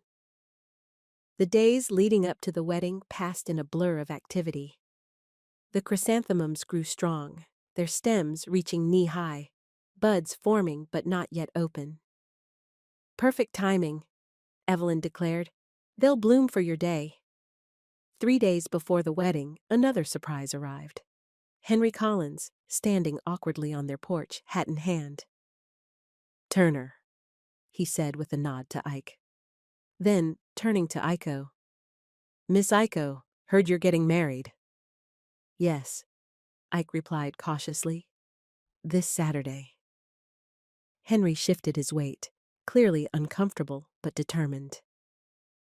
"My Lucy, she's got her heart set on bringing one of her apple pies for the celebration. Wanted to make sure that'd be all right." The simple request, both olive branch and white flag, hung in the air between them.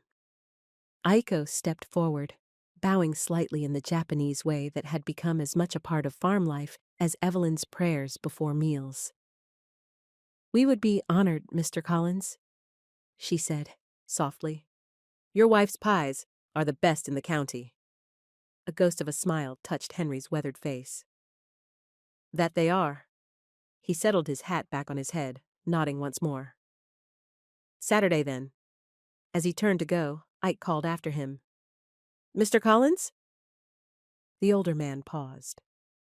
"Thank you," Ike said simply. Henry didn't turn back, but his shoulders straightened slightly. "War's over, Turner. Time we all remembered that." The day before the wedding dawned clear and warm, a perfect May morning.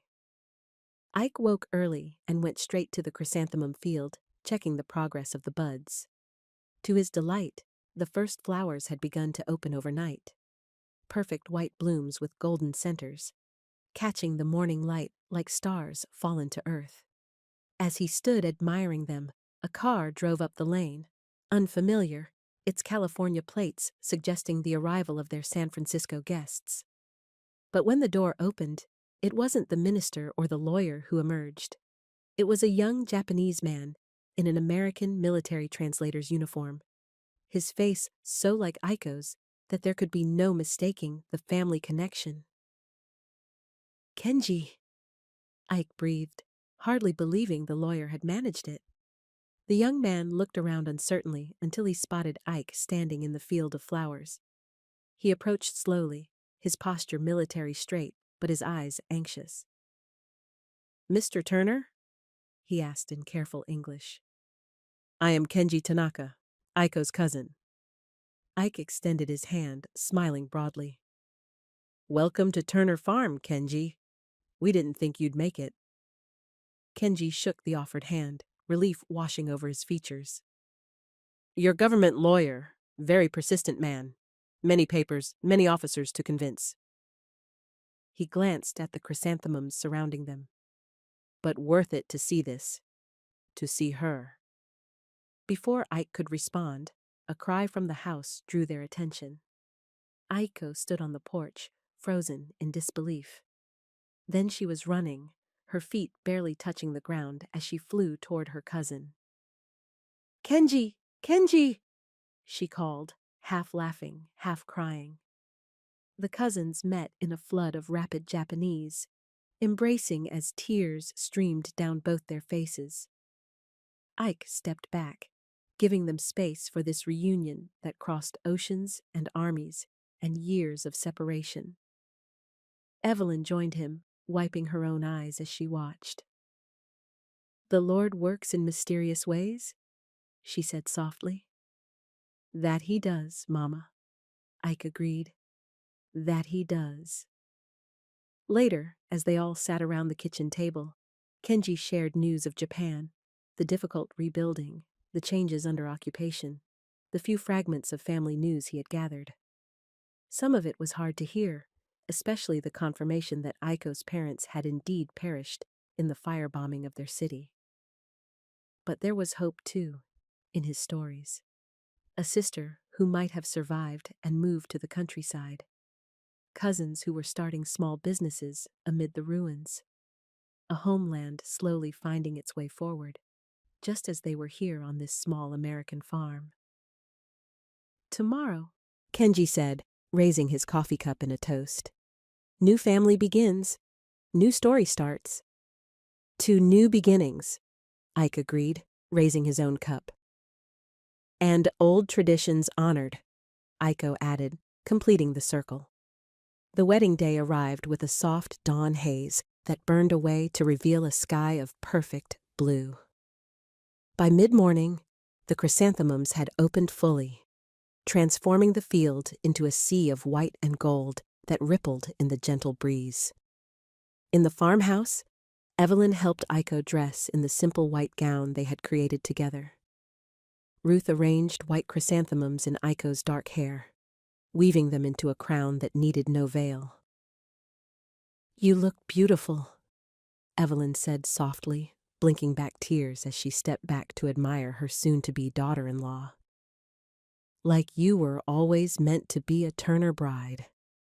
Aiko hugged her, careful not to crush the flowers. "Thank you, Mama Evelyn, for everything." Downstairs, Ike waited nervously in his pressed uniform, Kenji beside him in the role of best man, a position that would have been Jonah's in a world where war had taken a different course. Pastor Williams and his colleague from San Francisco spoke quietly near the window, while the Justice of the Peace reviewed the paperwork one final time. Outside, chairs had been arranged in the chrysanthemum field, forming an aisle that led to a simple arch Ike had constructed from oak branches. Neighbors and friends, more than they had dared hope for, filled the seats, their Sunday best bright against the white flowers. Even Henry Collins was there, sitting stiffly beside his wife, his face unreadable, but his presence itself a kind of blessing. At exactly noon, Pastor Williams nodded to Ruth, who began playing the old pump organ they'd moved onto the porch for the occasion. The wedding march flowed across the field, and all eyes turned toward the farmhouse door. Evelyn emerged first, wearing her best dress and a smile that could have lit the darkest night. She took her seat in the front row, leaving space beside her. Space for Jonah, Ike thought, though he would never be there to fill it. Then Aiko appeared on the porch, and Ike forgot to breathe. She stood for a moment in the doorway, a vision in white with flowers in her hair, and Jonah's harmonica, carefully polished, pinned to her dress above her heart. Kenji stepped forward to escort her down the aisle, his uniform a reminder of how far they had all traveled to reach this day. As Aiko walked between the rows of chrysanthemums, flowers that had journeyed from Japan to America just as she had, Ike felt a sense of rightness settle over him. This unlikely love, born in the ashes of war's destruction, seemed suddenly the most natural thing in the world. When she reached him beneath the oak arch, her hand slipped into his as if it had always belonged there. The San Francisco minister began the ceremony with words about love that transcends boundaries, about faith that builds bridges where walls once stood. "These two souls," he said, looking out over the gathered witnesses, "remind us that the human heart recognizes no enemy in love. What war divides, peace and courage can restore." They exchanged simple vows, promises to cherish, to honor, to walk together through whatever paths life might bring. When the time came for rings, Ike placed a band of gold on Aiko's finger, made by the local jeweler from a coin his father had saved. In return, she gave him a ring that had belonged to her father, rescued from Japan, and carried across an ocean, one of the few possessions that had survived her journey. "By the authority vested in me," the minister proclaimed, "I now pronounce you husband and wife." As Ike kissed his bride, a breeze rippled through the chrysanthemum field, white petals dancing around them like wedding rice, nature's own blessing on a union that defied the odds. The small reception that followed was held in the yard, with tables set beneath the oak tree's spreading branches. Lucy Collins's apple pie sat proudly beside Evelyn's cake, while other neighbors contributed dishes that blended American farmhouse cooking with the Japanese flavors Aiko had introduced to their community. As the afternoon sun began its descent toward the Pacific, Ike found himself standing at the edge of the chrysanthemum field with Pastor Williams, watching the guests mingle in the golden light.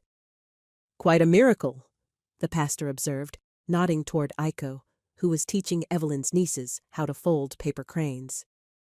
"Not just the marriage, but this." He gestured to the scene before them, where former enemies now broke bread together in peace. "Still a long road ahead," Ike said realistically. "Not everyone's come around." "No," the pastor agreed.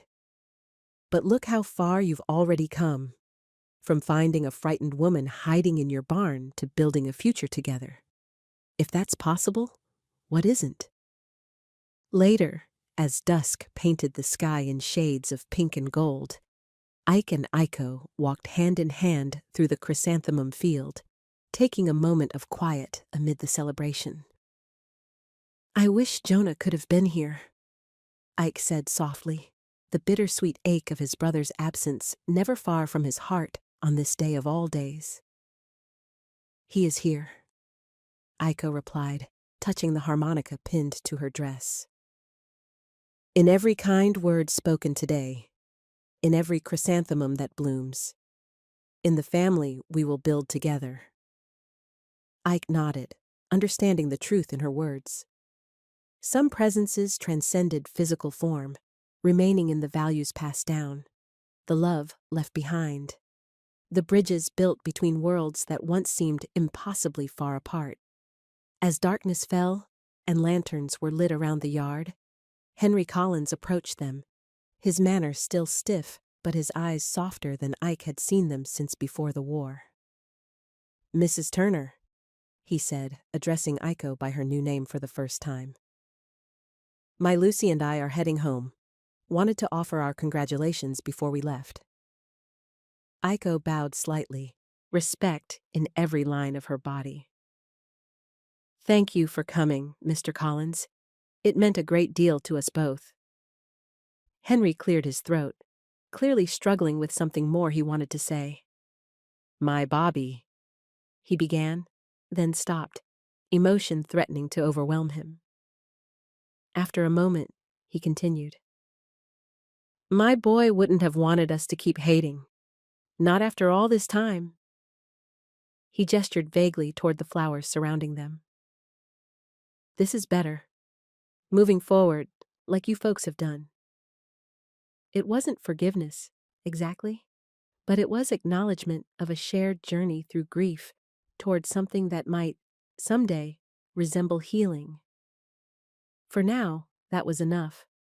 After the last guests had departed and Kenji had retired to the room prepared for him, Ike and Aiko stood on the porch of what was now their home, looking out at the field of chrysanthemums glowing silver in the moonlight.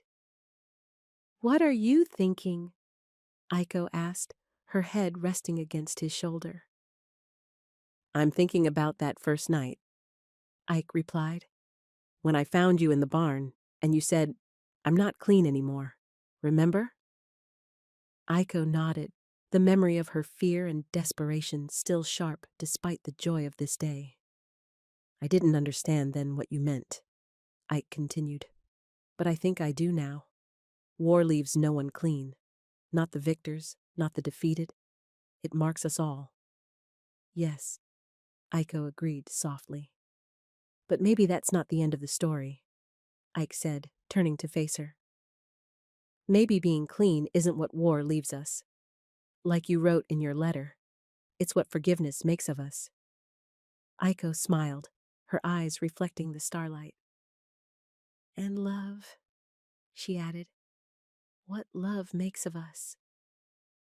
They stood together in comfortable silence, husband and wife at the end of a day that had seemed impossible just months before. Around them, the farm settled into night sounds, crickets chirping, the distant lowing of cattle, the whisper of wind through oak leaves, sounds of peace, sounds of home. From the house, Evelyn's voice called softly, "Come in, you two. I've made some tea before bed." Hand in hand, they turned toward the warm light spilling from the windows of the farmhouse, a light that would guide them through whatever lay ahead, just as it had brought them safely through the darkness of war to this moment of unlikely grace. Summer passed in a blur of farm work and settling into married life. Ike and Aiko established routines that blended both their cultures, American farm breakfasts followed by moments of Japanese-style meditation, Christian prayers alongside small acts of reverence that Aiko had carried from her homeland. Kenji stayed for 2 weeks after the wedding, helping with the heavier farm chores and teaching Ike Japanese phrases that made Aiko laugh with his pronunciation. When it came time for him to return to his duties in Hawaii, they stood together at the train station, already planning his next visit. "Next time," Kenji said with a meaningful glance at Aiko's midsection, "perhaps I will be Uncle." Aiko blushed, but didn't contradict him. After he'd gone, she and Ike walked home along the coastal path, talking of the future in ways that felt suddenly more concrete, more imminent.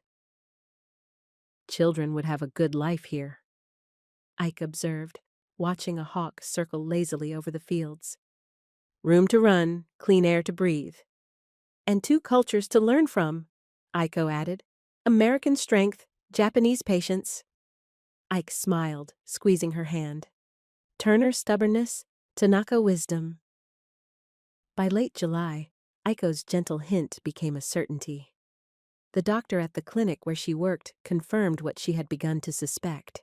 A child would arrive in early spring, around the time the chrysanthemums would be planted again. They told Evelyn that evening, watching her face transform with joy at the news that she would be a grandmother. She immediately began planning. Which cradle to bring down from the attic, which baby clothes to mend, which recipes would be best for a nursing mother. "A spring baby," she kept saying, her eyes bright with unshed tears. "New life when the world is waking up. That's a blessing, that is." Word spread through the small community as Aiko's condition became visible. Most reactions were kind. Gifts of hand-knitted blankets, offers of help with the harvest, congratulations after church services. A few people still kept their distance, uncomfortable with the visible proof that 2 worlds were indeed merging in their midst. But these were fewer now, their influence waning as life moved steadily forward. The war receded further into memory with each passing season, its sharp edges gradually worn smooth by the more immediate concerns of daily living. Autumn brought a bountiful harvest. The chrysanthemum field, which Ike had partially converted to food crops, yielded vegetables that combined American farming methods with Japanese growing techniques, larger yields than the farm had seen in years. "We should expand next year," Ike suggested as they stored the last of the winter squash in the root cellar. "Maybe sell at the market in town." Aiko nodded, one hand resting on her growing belly.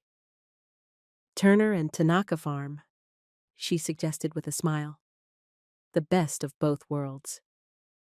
As winter approached, bringing cool rains and early darkness, they prepared for the baby's arrival. Ike converted part of the barn into a workshop where he crafted a cradle from oak harvested on their land. Aiko sewed tiny garments from soft flannel, incorporating small designs from both their heritages, American stars alongside Japanese cherry blossoms. Evelyn watched their preparations with knowing eyes, offering guidance when asked, but mostly allowing them to find their own way as parents to be. In the evenings, she often read aloud from family letters saved over generations, wanting the child to know the history it would inherit. "This one's from your great-grandfather," she told Ike one night, holding a yellowed page carefully. "Written when he first claimed this land, before there was even a proper house here."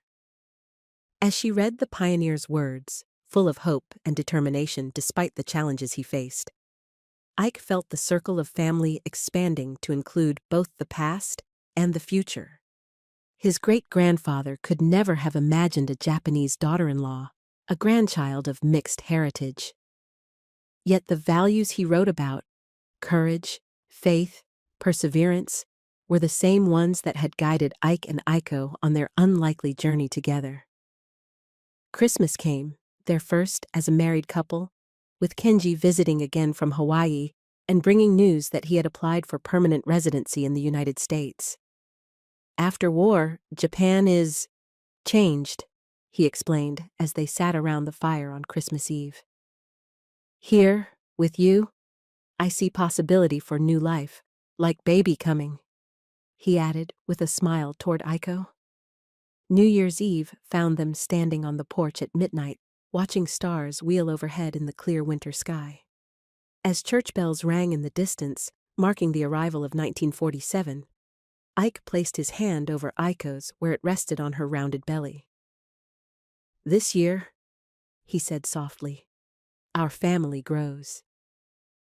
"And the world gets a little smaller," she replied, "a little more connected." In February, as winter began to loosen its grip, Aiko's time drew near. Ike prepared the house, making sure everything was ready. Evelyn arranged for the doctor to check in regularly and lined up neighbor women experienced in childbirth to help when the moment came. One cold, clear morning, as Ike split wood for the stove, Aiko called from the kitchen doorway, her voice calm but urgent. "Isaiah, it's time." The next hours passed in a blur of activity. The doctor arrived from town, followed by Lucy Collins and another neighbor woman who had delivered countless babies over the years. Evelyn prepared hot water and clean cloths, while Ike paced outside the bedroom door, alternating between prayer and worry. As dusk fell, bringing with it a gentle snow, the last of the season, a thin cry rose from behind the closed door.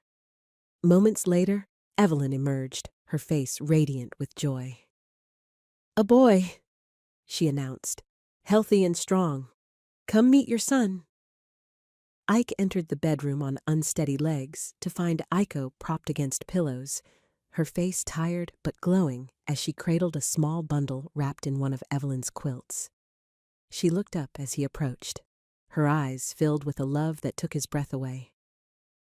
"Isaiah," she said softly, "meet Jonah Kenji Turner." Ike sank to his knees beside the bed, overwhelmed by the perfect rightness of the name, honoring both the brother who had brought them together and the cousin who had found his way back to them across an ocean of separation. The baby's face was a miracle of blended features. Ike's strong chin, Aiko's delicate nose, skin a shade between his father's darkness and his mother's porcelain paleness.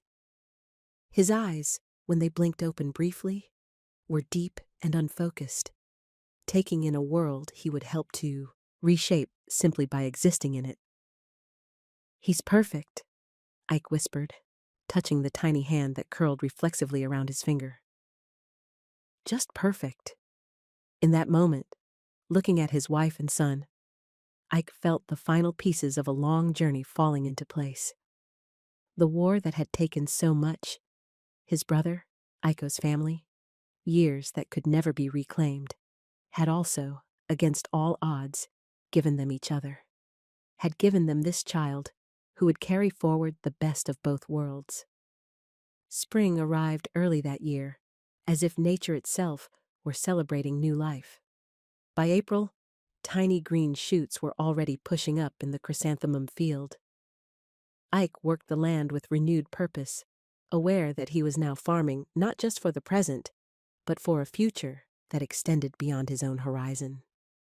Aiko recovered quickly from the birth, soon carrying baby Jonah in a sling across her chest as she worked alongside Evelyn in the expanded vegetable garden. The 3 generations moved together through daily routines, feeding animals, preparing meals, tending crops, each teaching the others in ways both spoken and unspoken.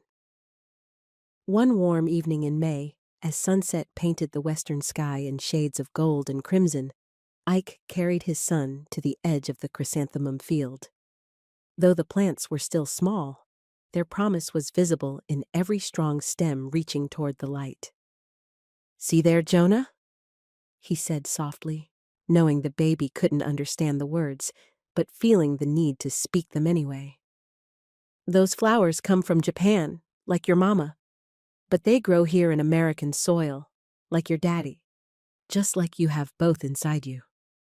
Aiko joined them, slipping her arm around Ike's waist as they stood together, watching the day end and the first stars appear. "What are you telling our son?" she asked with a smile. "About his heritage," Ike replied. "About how lucky he is to have 2 worlds to draw from instead of just one." Aiko nodded, her eyes on the horizon where sea met sky. "I was thinking today about that first night, in your barn, when I was so afraid. When I told you, I'm not clean anymore." "I remember," Ike said softly. "Looking at our son," she continued, "I finally understand what clean truly means. Not the absence of pain or memory or history, but the presence of love strong enough to transform them into something new." Ike looked at his wife, this woman who had journeyed so far, endured so much, and emerged with her capacity for love, not just intact, but expanded. Then at his son, peaceful in his arms, unaware of the bridges his very existence was building. "Love is the cleanest thing there is," he agreed. From the house, Evelyn called that supper was ready. Together, the small family turned toward home, walking between rows of young chrysanthemums that would, in time, bloom white against the summer sky. Symbols of truth and grief, purified, and most of all, of rebirth after the longest winter. Behind them, the setting sun cast their shadows long. Across the field, 3 figures moving forward together, carrying the past with them but not defined by it. Before them lay a future as wide and promising as the land itself. A future where clean hearts, made so not by the absence of war's stains, but by the presence of hard-won love, would continue to find their way home. As darkness fell and stars appeared one by one in the vast sky overhead, the wind whispered through the young plants in the field, carrying the scent of earth and growing things and salt from the distant ocean, the smell of mercy enduring, even when it had once seemed impossible. And in that moment, on that small farm where unexpected grace had taken root, the circle was complete.